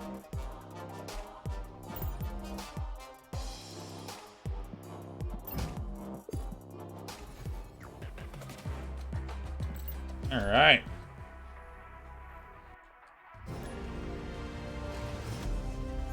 Spaces, I wanted to ask if you are concerned about the replayability of Marvel Snap. So, what do you mean by the replayability? And I don't mean this in like a, oh, what's the nature of replayability? I mean, like, get as concrete as you can. So, for instance, you might say something like, I consider replayability the idea that I could play 40 hours a week for 4 years and not get bored. I see all.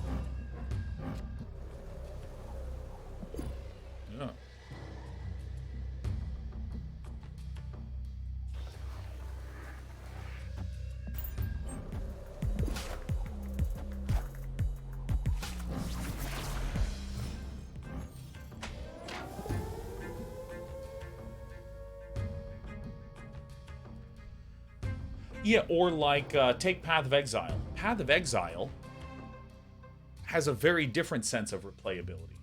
Path of Exile launches with a new league that has a few changes. And then a lot of people I know play it for 3 weeks and then just stop and wait for the next league. So this has a short-term replayability issue, but it would have a similarly long-term replayability issue, but they completely reconfigure the content every 3 months.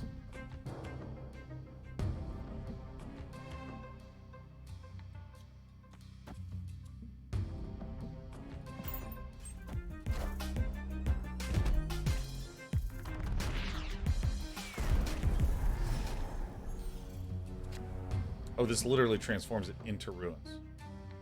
Oh.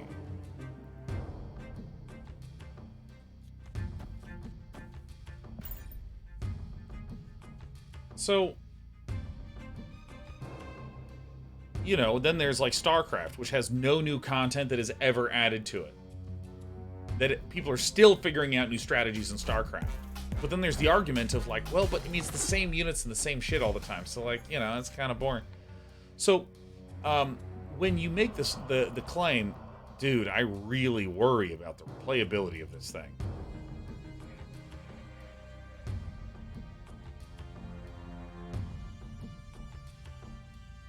This is clearly a big opportunity, but I think I almost won't put this here. Okay, claw.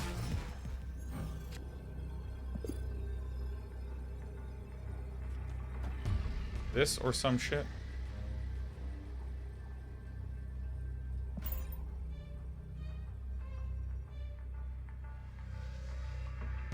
And so, like, you know, there are so many ways to slice the idea of replayability. Are you speaking as a fixed game?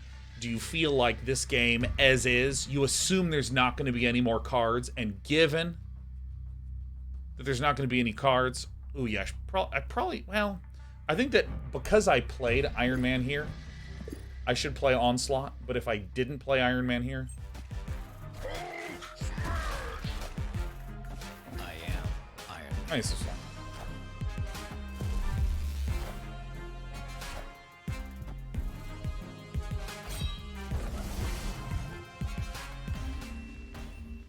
Yeah, so this is why I'm like, what do you mean? And similarly, I mean, for instance, use the term stale meta. Magic the Gathering, my most played game right now, has had long periods of stale, boring, garbage as shit metas. But I have no concerns about the long-term replayability of that game because of this structure. Okay, I guess I'm never playing Electra there. Yeah, I have no concern about Magic as a game.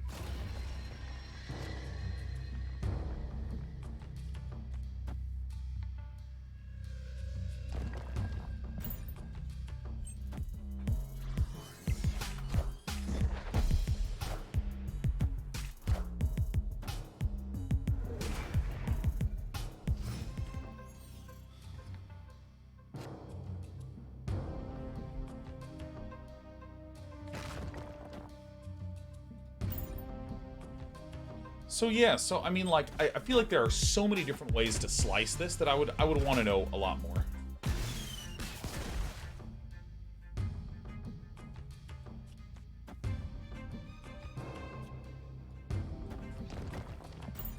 Oh shit, I needed to wait a turn. Oops. Got a little bit ahead of myself. Do I have enough options? Oh, snap. Alright. I needed to wait a turn on this. I just was like, oh, this will go, and then the next turn I'll move this over to this thing.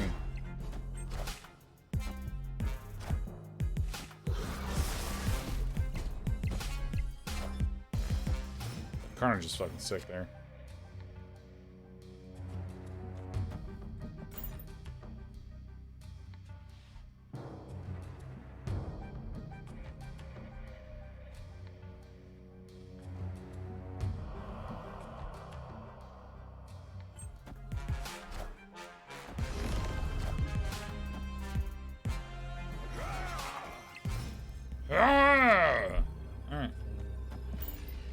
I did it. Yeah, so that's what I would respond with. That's what I would respond with. Space grid is what I would say. I feel like there are...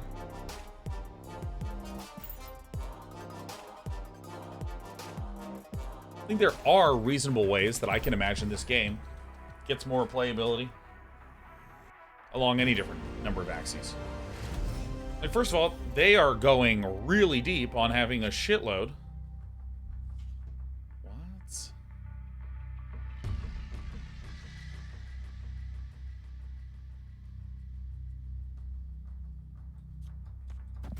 What? There's a shitload of Marvel heroes. There's a crapload of them.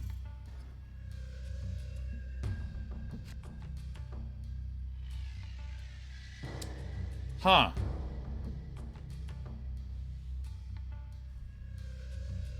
Oh, snap.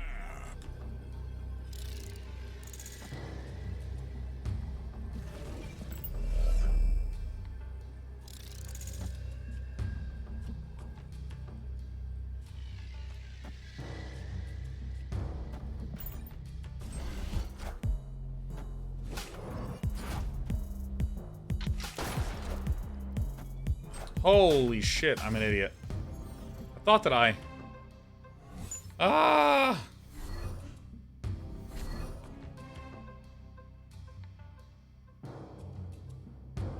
Can't believe I've done this.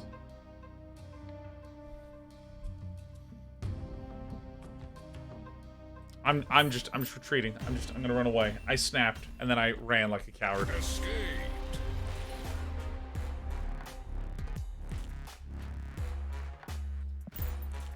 Space Grid says, I'm interested in evaluating Marvel Snap from the standpoint of game design, and I see some qualities of Marvel Snap that may lead to it becoming stale faster. Alright, great. Okay, so this is the kind of context that's really helpful, where it's like, Sean, let's just talk about replayability as a general statement. I see all. So some of the things you said is, one, replayability is strongly tied to deck variety. Are you saying in general, or in this game specifically?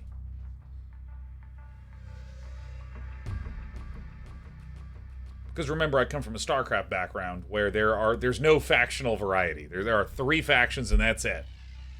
And so, also as someone that has played a variety of other card games.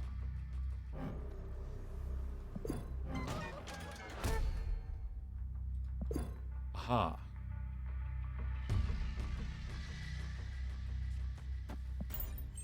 The deck variety stems from balance and different archetypes.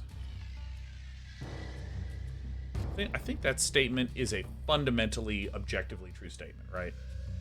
Because if there's a bunch of different archetypes, that's where the possibility space is created. But if there's 2 archetypes that are the best, then you really have 2 archetypes. Balance in Marvel Snap is hard because of a small amount of knobs.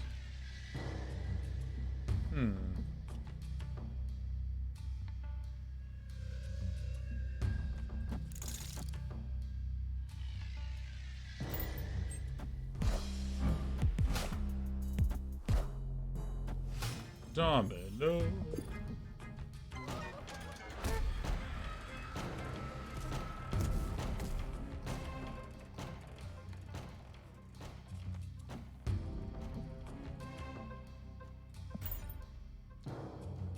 Doesn't have the most number of knobs. Yeah. And lack of delimitations to what cards you can add to your deck. I mean, I actually think this has a much stronger version of this because every card is unique. So you have to have 12 unique cards, period. For each archetype, there will probably be one best deck. I don't agree with that statement, just in general.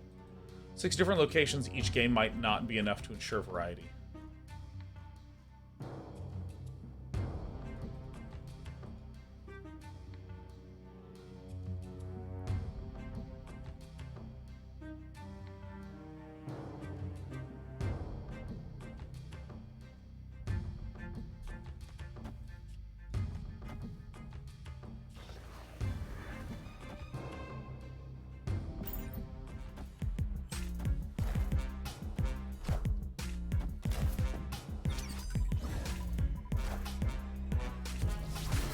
So I'm going to share an argument. Really? After turn 3, all cards here swap sides. So it's not turn 3 anymore, so this is fine, huh?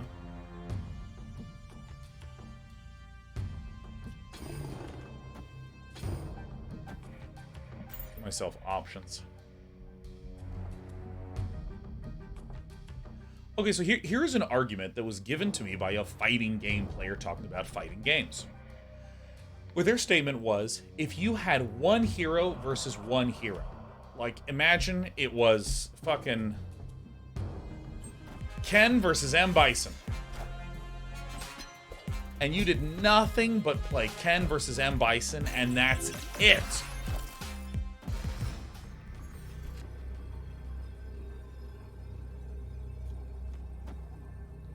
If you did that matchup all day, every day, and you were a pretty good player, you'd probably start to feel a little bit like you were running out of richness with just Ken versus just M. Bison, and that's it.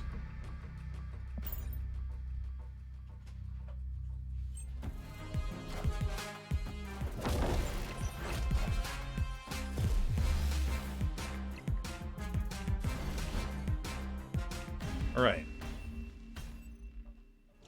So what on earth makes this actually feel interesting? What makes the game feel fun? Well, it's the fact that if you play as Ken, and there's now 10 different heroes you can play against, now you have 10 matchups. There's 10 little things to dig deep on. So let's say that each matchup only has about 40 hours worth of depth. You hit the end of content after 40 hours. Well, if you have 10 enemies, 400 hours. 400 hours? 400 hours is that's pretty good. That's pretty good. And I heard someone else, and the argument that this fighting game player continued to make was, hey, well, you can also imagine adding another 10 characters. But then you might actually find that these next 10 characters are variations on the first 10. So, hey, now maybe it's just 20 hours of content for each of these new characters. So what then do developers of fighting games tend to do? They just make a completely new fighting game.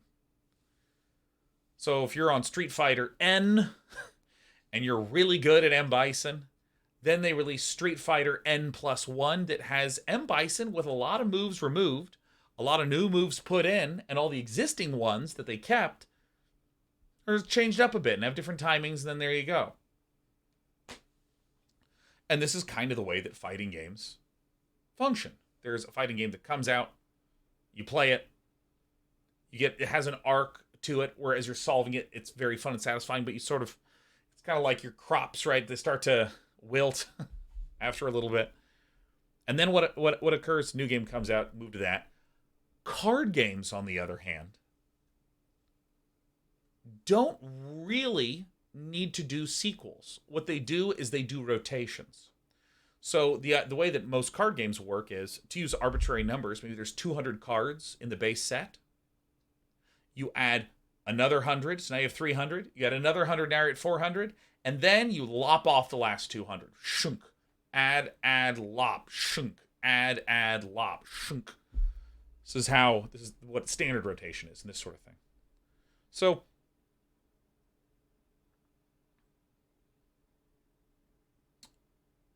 in this way, if we accept the statement, do fighting game players enjoy playing fighting games for like 2+ decades?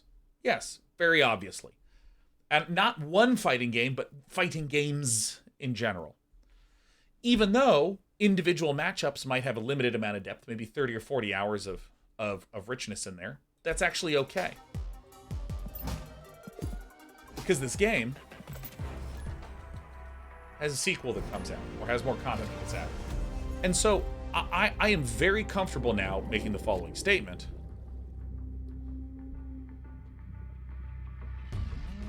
I'm very comfortable making the following statement. I genuinely believe... Ugh. I'll do like this. I genuinely believe that if you have a deck matchup or a game that has not that much depth in this archetype versus that archetype, and that's it. There's not that much depth there. Let's even say it's smaller, like 20 hours. If there are enough different archetypes, there are enough interesting things to master that I am actually okay with relatively simplistic stuff.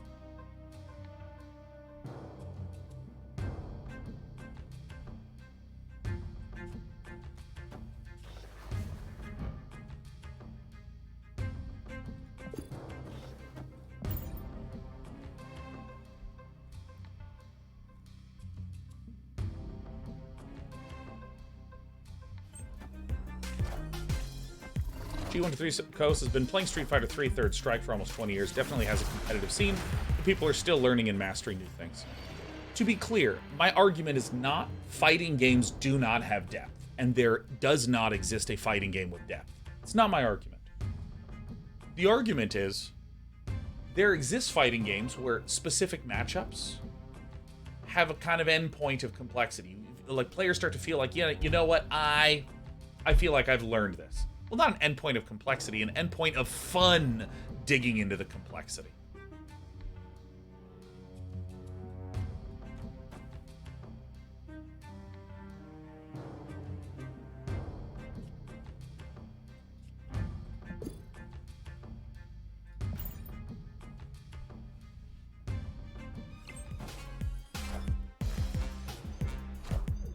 Oh shit, this fucking dog. Look at this song going. Oops. Oopsies, soupsies, doopsies.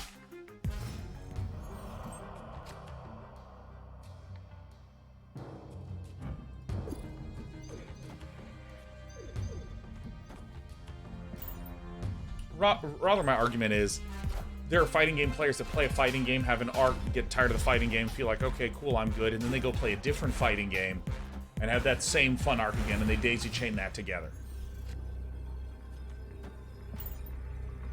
Ongoing. Ongoing.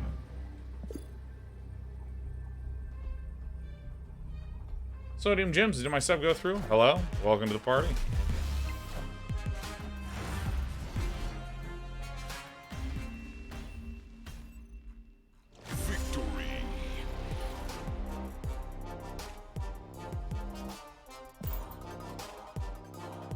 Hey, have a good day, Bronze Love.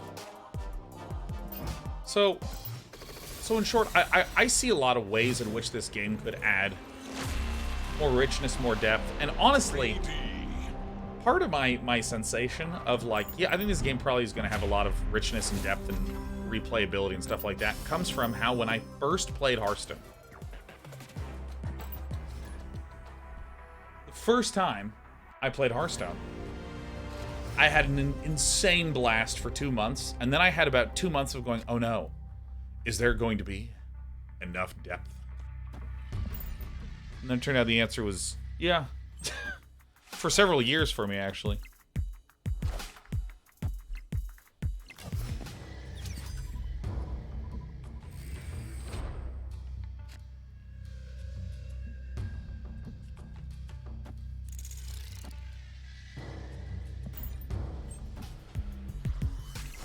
I mean, I just think picking off a card here is really good.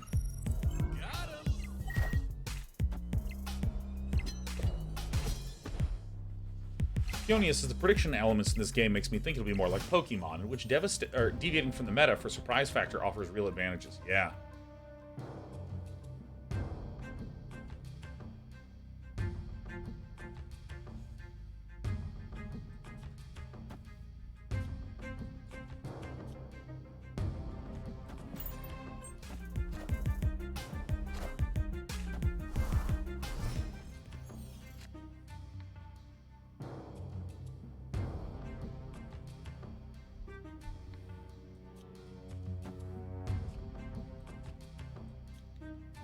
This actually hurts quite a bit.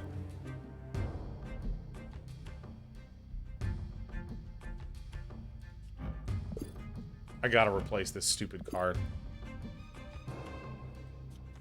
I think I now have to do like this. Because then that'll get scooted over, and then I want a Kazar. Oh, I actually could have played Wolfsbane here and then in Khazar Khazar.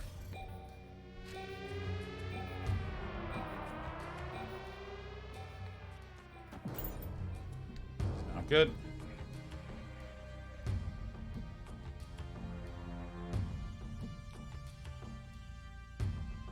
I think that this game has enough wiggle room right now that I'm not that concerned by that.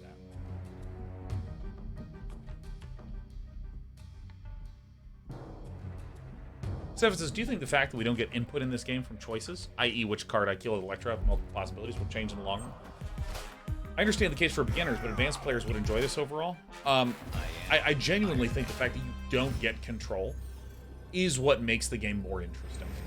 Because if you... How do I want to say this? If you play Electra and it happens randomly, it guarantees a new player will be able to do something. And they have a binary. Is there a 1-drop on the other side? Yes. No. No, there isn't. No. Okay, I shouldn't play it. Yes. Okay, I should play it. And then advanced players actually have to consider... Fuck you. Opponents have to consider... advanced players have to consider multiple possible outcomes.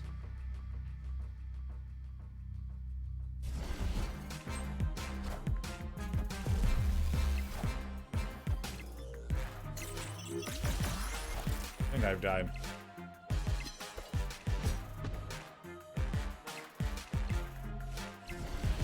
Ooh, lost 8 of that shit. I've been detonated.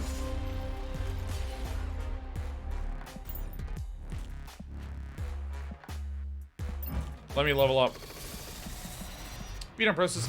Isn't it also important that it's a mobile game? You're not supposed to sit down and play for 3-hour blocks.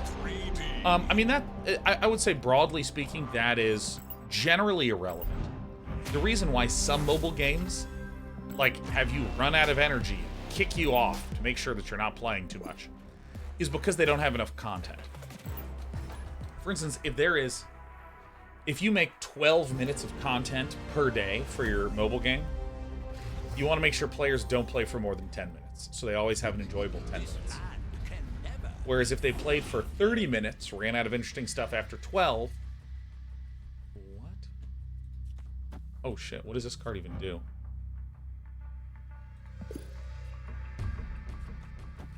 Right in the middle, fit as a fiddle.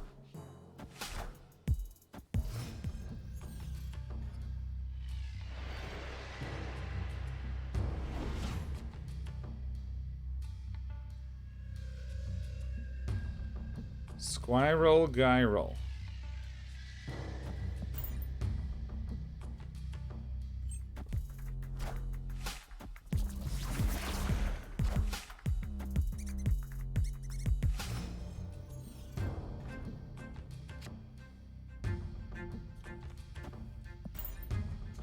All right, something like this.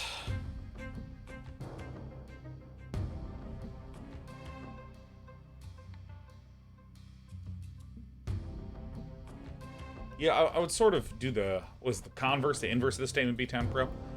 Mobile games, when I sit down at my PC, I can only play when I'm at home.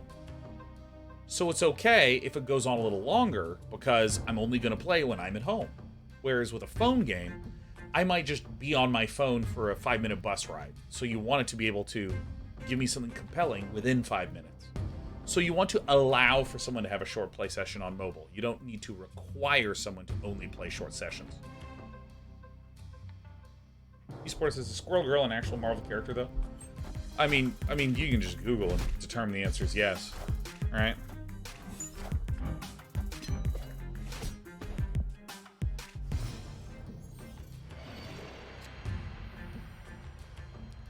Dude, I mean, I swear to God, I'm not, like, paying attention fucking at all. Ugh. Grody.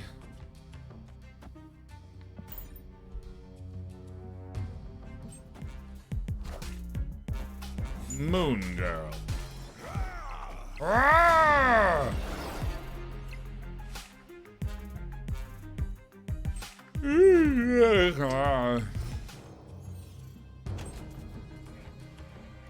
I'm just gonna go Iron Man Onslaught. I'm gonna go crazy in the cold. There we go.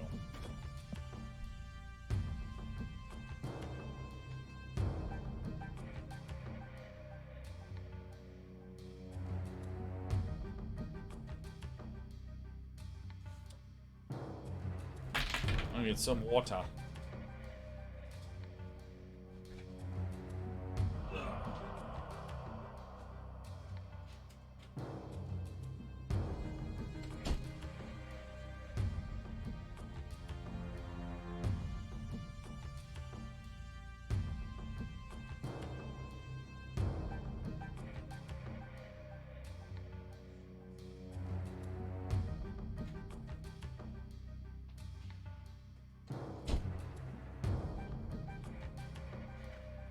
Oh my god, both my cats are so passed out. Oh, did I not end my turn? Alright.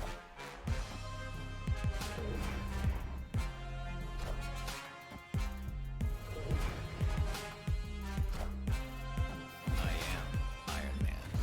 All systems go. So wait, did I do this completely wrong?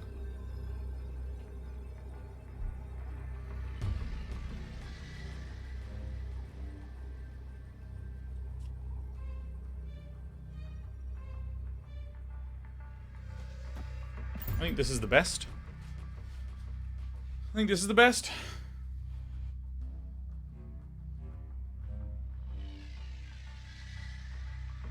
I'm not gonna snap. Holy crap. Oh, look at the combaronis.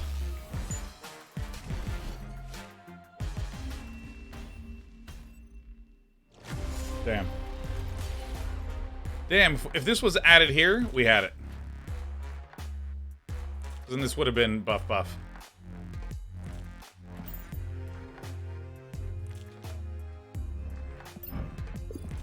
Lost a coin flip, no big deal.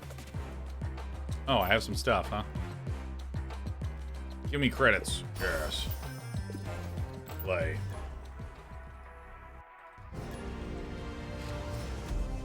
Like, you know, it's so funny. What, as I've said many, many times, when I was a younger baby. I'm all seeing. Alright.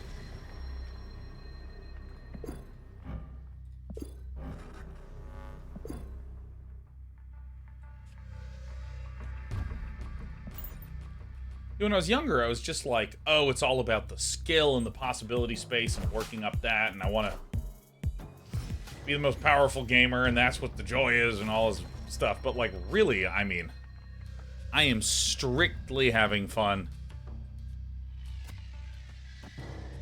Just unlocking stuff. And getting some small decisions here.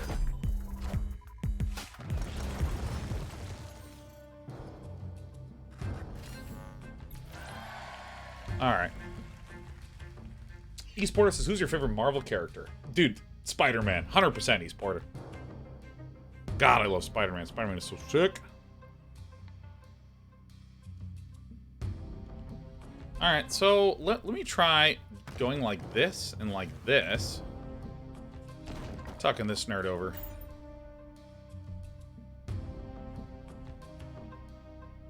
G13 Coastas, do you think this stems from you doing this as a job? Because I'm 35 and still can't really enjoy a game unless there's competition in it. No. It has no... I honestly stream games that I am enjoying, as opposed to do something I don't enjoy, but because I can earn money from it, that causes joy. This guy's gonna be spamming rocks all day. Start of turn 6, swap hands.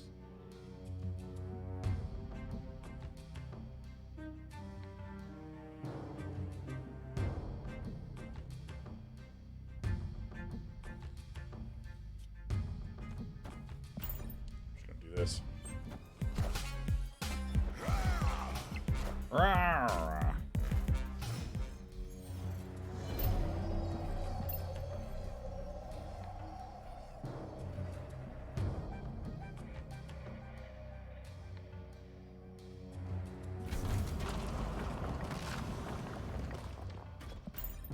This is about as good as it gets. Yeah, I mean, like, even in my off time, games I play, if I'm just making some progress, feel great. Oh, that's right, that's still active. Alright, well, you know, sucks to suck. Please, enjoy this Wolf's Bane. And what do I get in return? a rock, and from the top of the hand? Do I get nothing else?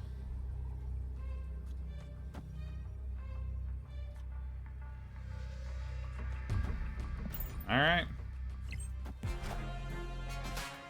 Rock was on top. I thought that was a result of us swapping hands.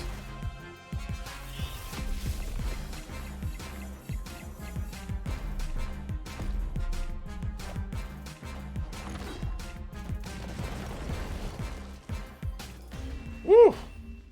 Woo! Victory. Victory. Day 9 is too good. Alright, I'm going to move out Iron Fist from this deck. Let's see here. If I go to my missions, I'm going to spend gold to do this. Always, every time. Play cards, hard. Win matches? Hell yeah. Alright, so let's go to Elk Lodge's deck. Alright, I want to remove this from the deck.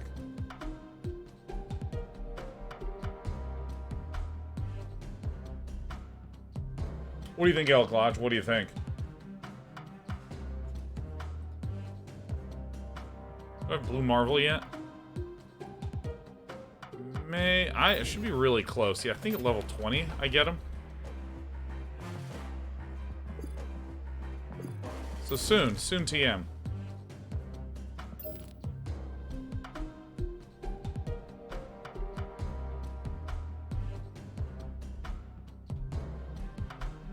You know what? I'm gonna add this nerd to the deck. I'm gonna remove this from the deck and I'm gonna put in Mr. Slip, Mr. Multiple Man.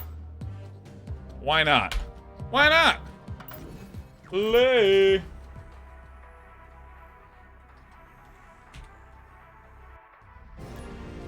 Oh no, it has that ugly error. Whoever is winning this location gets +3 power, the others.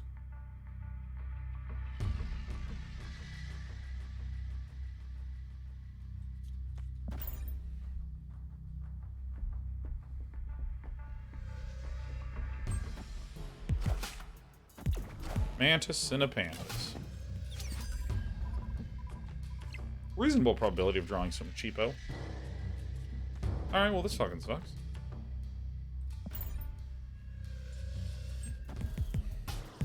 Cards here -1 power is a little bit. It's a little bit yuck. Actually, I can Scarlet Witch this later.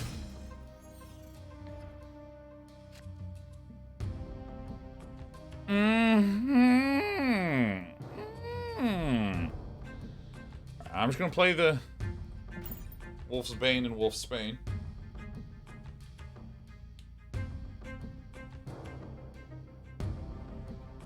Dun Ninja Monkey says, can you please explain why you added Iron Fist, please?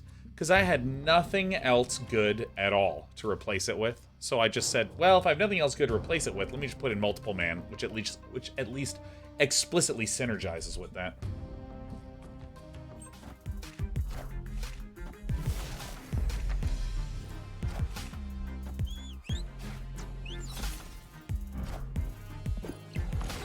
No, my Iron Man.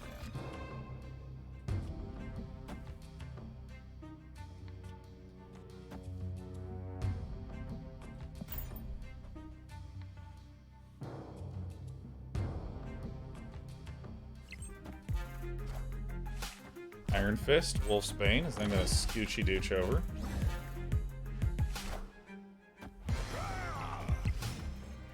Oh wait, it's to the left. Okay. Alright, so I just do this to get even more buffs. Revenant says, just got back into Magic Arena. Any advice for learning how to build decks and do better in games? I find the process daunting if you're not having seriously played in 6 years. I would just start really slow, do a mix of net decking and just starting with a net deck and flopping a few cards around. Or if you are doing like free to play, just build a collection and slowly add as that collection allows. So Electra goes here.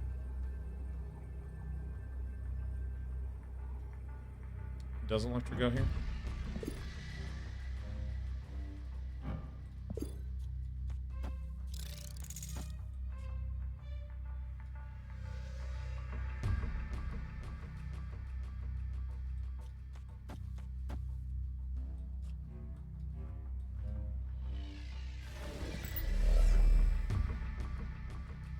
We're likely already winning this area.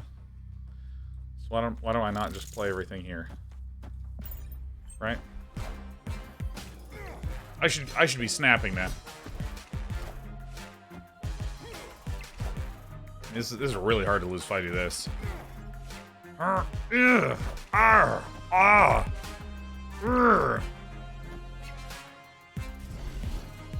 gotta get more cubes, man. I gotta gobble up those cubits.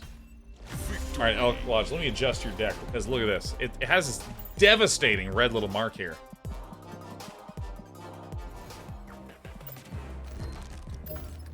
There we go.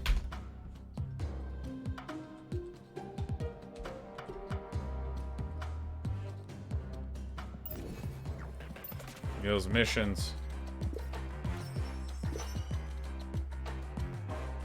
Oh shit, it's multiple man time. Go fucking multiple man. Alright, here we go. Alright, go here. Give me this claim. Give me this claim. You've done it, you're a recruit. Ah, premium pass. What happens if I click this? Okay. Unlock premium to earn the exclusive content above.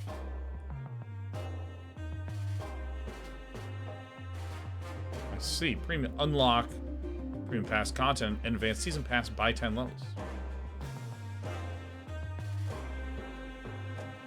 So these are cosmetics, it appears.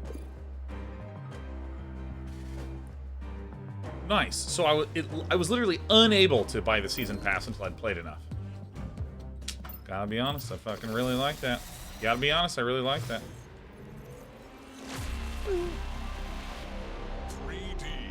3D. Oh, animated.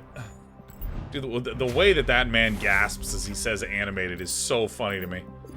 All right, let's hear it. Wait, uh-oh, Mr. Fantastic. Can you get animated?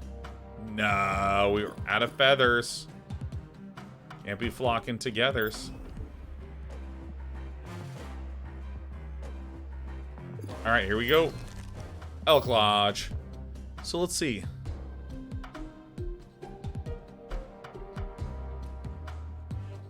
I think we pull out Iron Man and replace Iron Man with Blue Marvel. Right? I think that's it. I think this is right. Because things that Iron Man really swells up a single location, but this is +1 to everything. And look, we have a spam of 1-drops. I think this is it. Elk Lodge says that's the move. Well, I mean, 2 out of 2 Elk Lodges agree. Phanovarius is the other Elk Lodge here.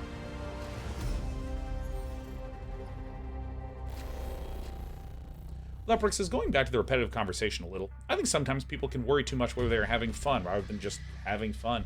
You know, I think that, on one hand, I think that's very reasonable. I think that's a very, very fair statement.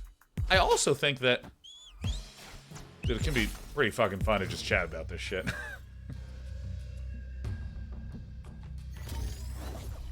Wakanda.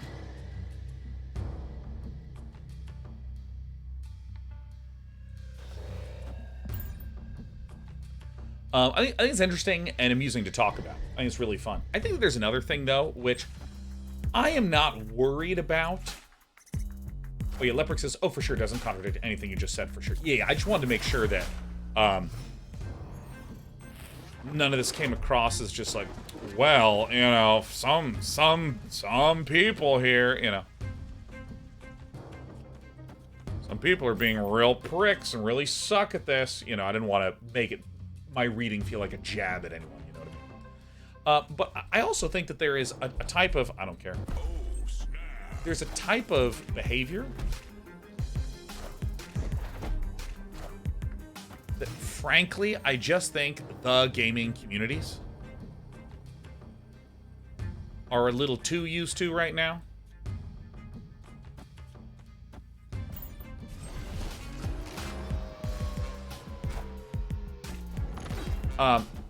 Which is that, like, dude, there are so many games that come out and they're just not interesting. Or they're interesting for a little bit and then they just, like peter out.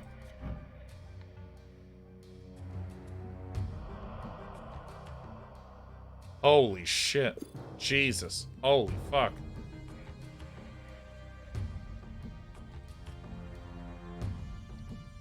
This is the next card I play. Then this, then this.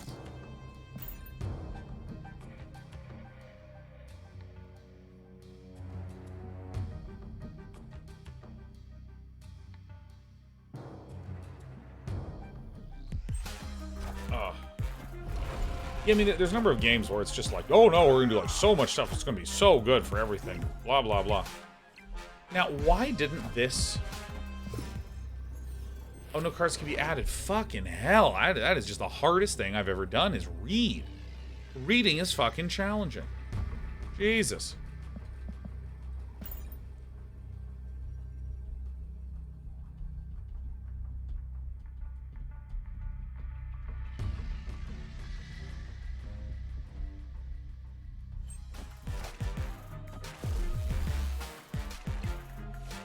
It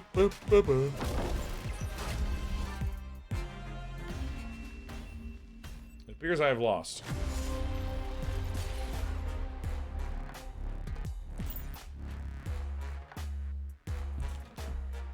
Ants.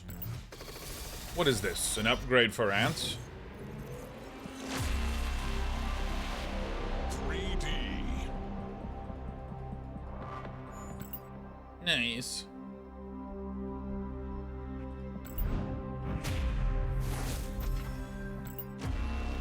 Shuffle a rock into your opponent's deck. This is going in. Thank God. Alright. Elk Lodge. Oh, sorry, we go like navigate like this. I think it's time for Iron Fist to be removed and multiple man to be removed so that way we can put in some Korg in it. Maybe we do still want Iron Fist in.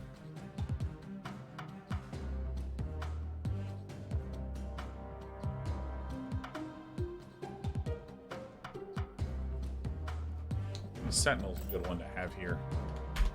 Because we're going for a little bit of a swarm. The Korg seems like exactly what the doctor ordered. So let us go back here and go to our missions. Let's get the cards. Give me that shit.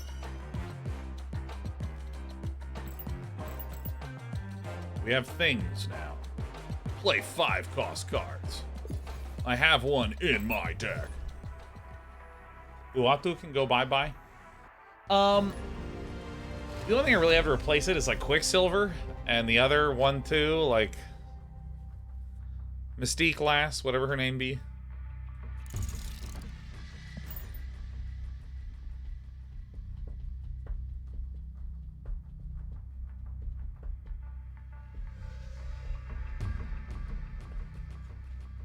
All right, here we go. So, you know, this was being asked earlier by Casual Zari, who was like, hey, how long are you going to play it? And I really feel like the answer is, yeah, I didn't realize I've been playing for 3 hours.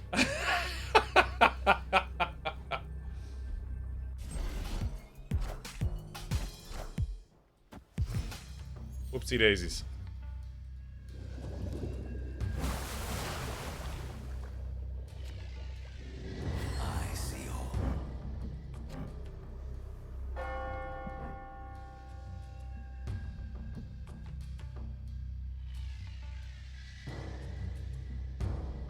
Dude, I'm gonna put this here.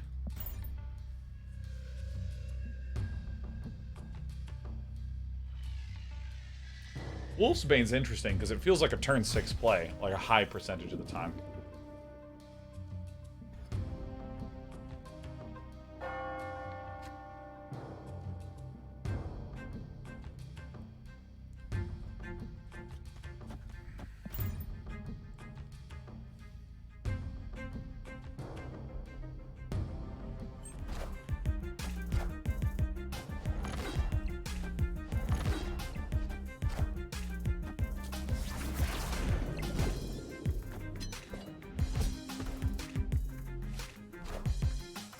No, target.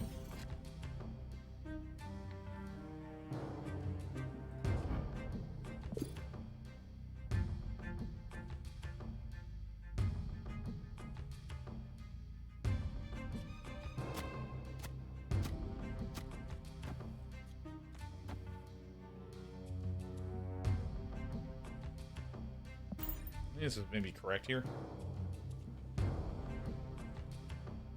I think this is maybe correct. How many does Toto Gon have? 4 in the hand?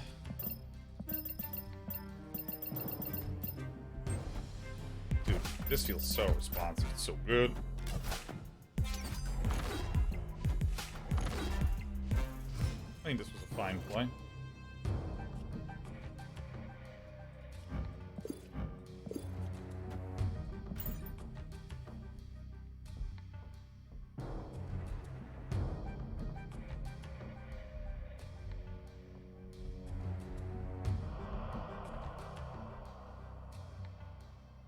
Rembowski says, can't wait for the actual new UI specific to PC. I just want it to be this UI. Hi, this one's go just... Holy shit, we are fucked.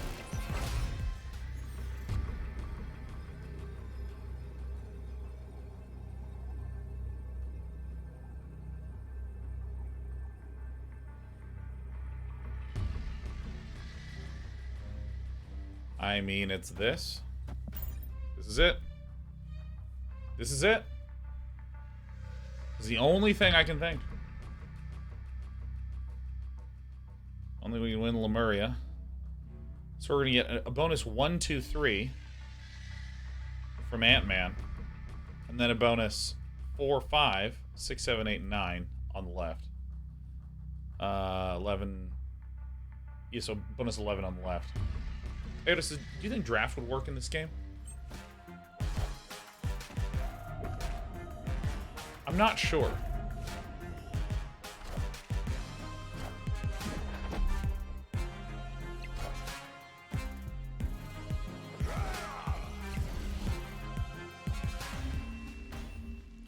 Got him. Victory.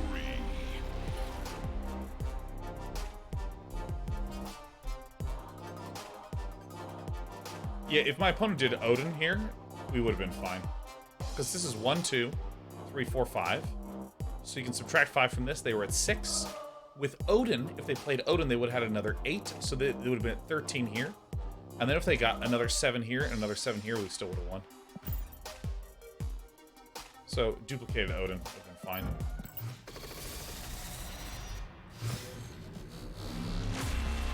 Take that, 6.5 out of 10. Dude, I don't know what I did, but I like scratched my lip here.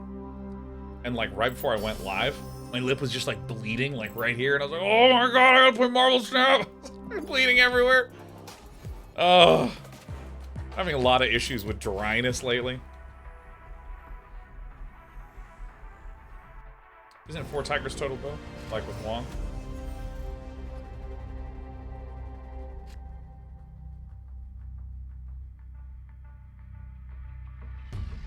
Yeah, with 14 we were still okay. Give all cards here extra power. I'm gonna make my opponent overly stacked nerds here.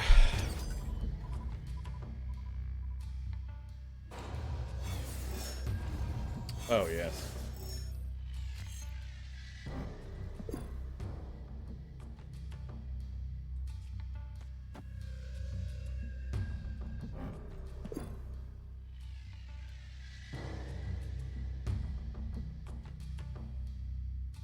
With 1 extra energy per turn, I don't need to do anything.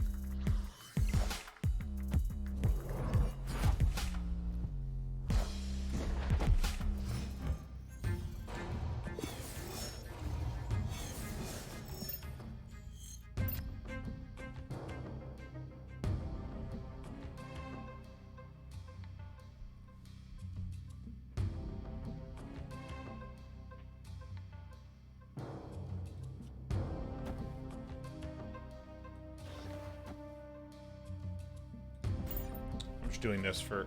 Wait. I oh my god. I thought I played Electra. Okay, sorry. I need to learn my characters a little better.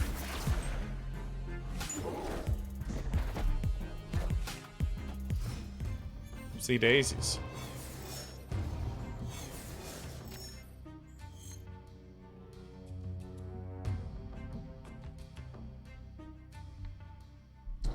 Alright, I have screwed up. Wait, this is turn 4, so we're actually still okay.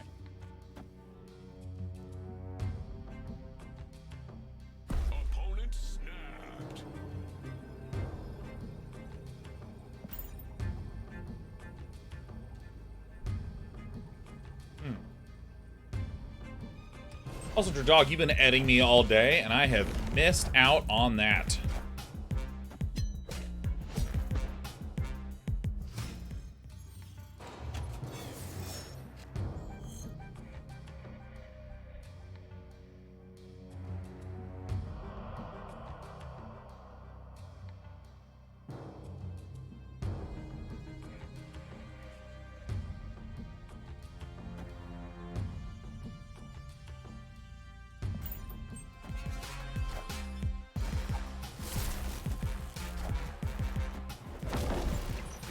Systems go.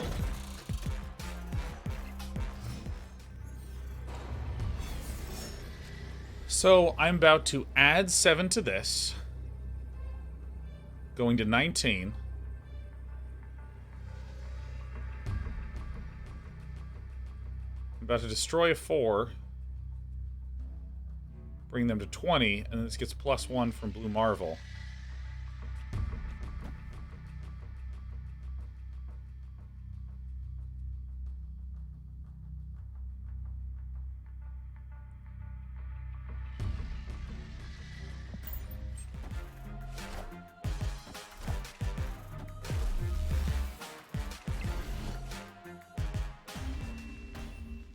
Why is this not? Oh, that's not Odin.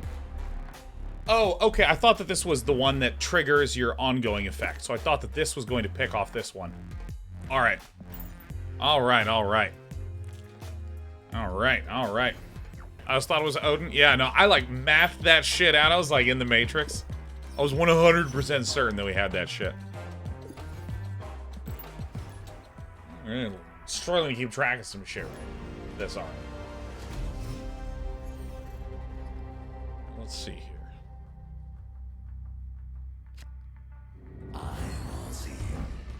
Show me what I got.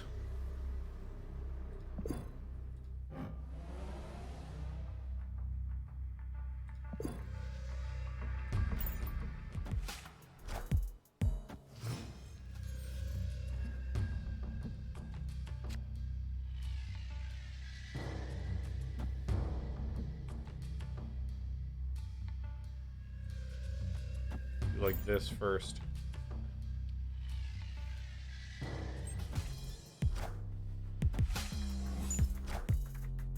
Wow, no target. Because they reveal first, so that is how that works. Holy shit.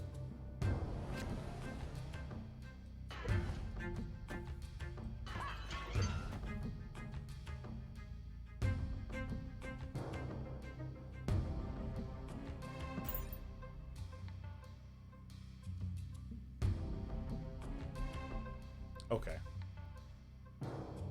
Alright, so that's tricky. For Dog says, you know me, I'm just trying to do my best Lee impression and make the jokes. But they're not good or funny. You're not missing anything. That is not true. How dare you? First of all, many of Lee's jokes are also not funny. But Lee's a hilarious person and is a big believer in volume.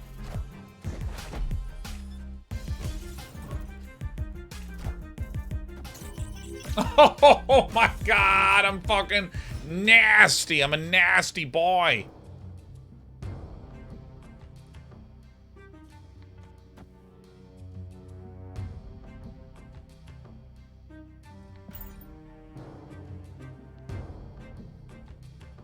Yeah, man. Humor by volume.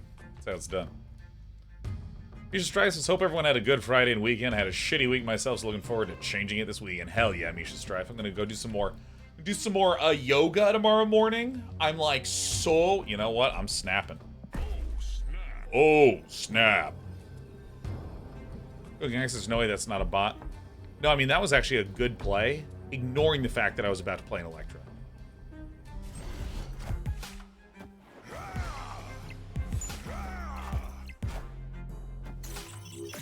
Alright, this is definitely a fucking bot. That's some real trash right there, man. Never mind. I'm you know, I'm just like not doing it.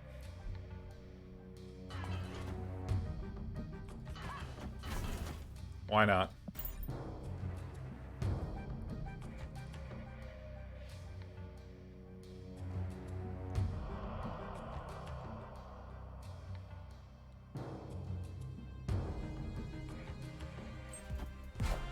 Org.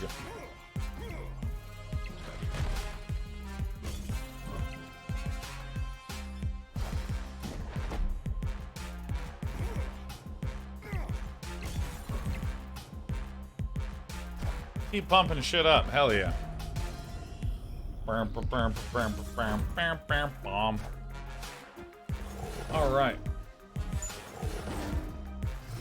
All right, we got some big shit happening here. But mine is relatively simple. We move this over here. Opponent snapped. Put onslaught here.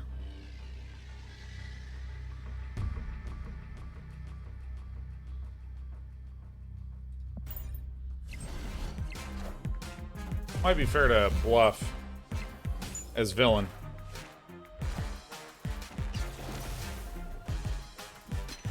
Oh shit. Odin on the left one time. Holy fuck. Oh! Oh! Alright. Scun absolutely gunned us down. Our board is a little gunked. Give me the rewards. Give them to me. I've lost so many Korg. Ooh, yeah. Fuck yeah. Let's get bigger Korgs. Frame break.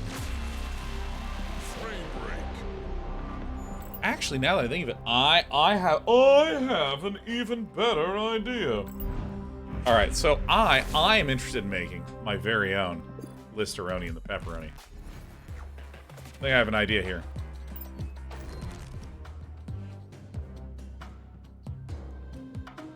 Let's see, shocker.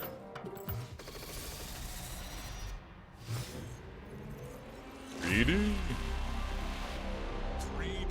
3D quality increased. Bam! I'm gonna blast you.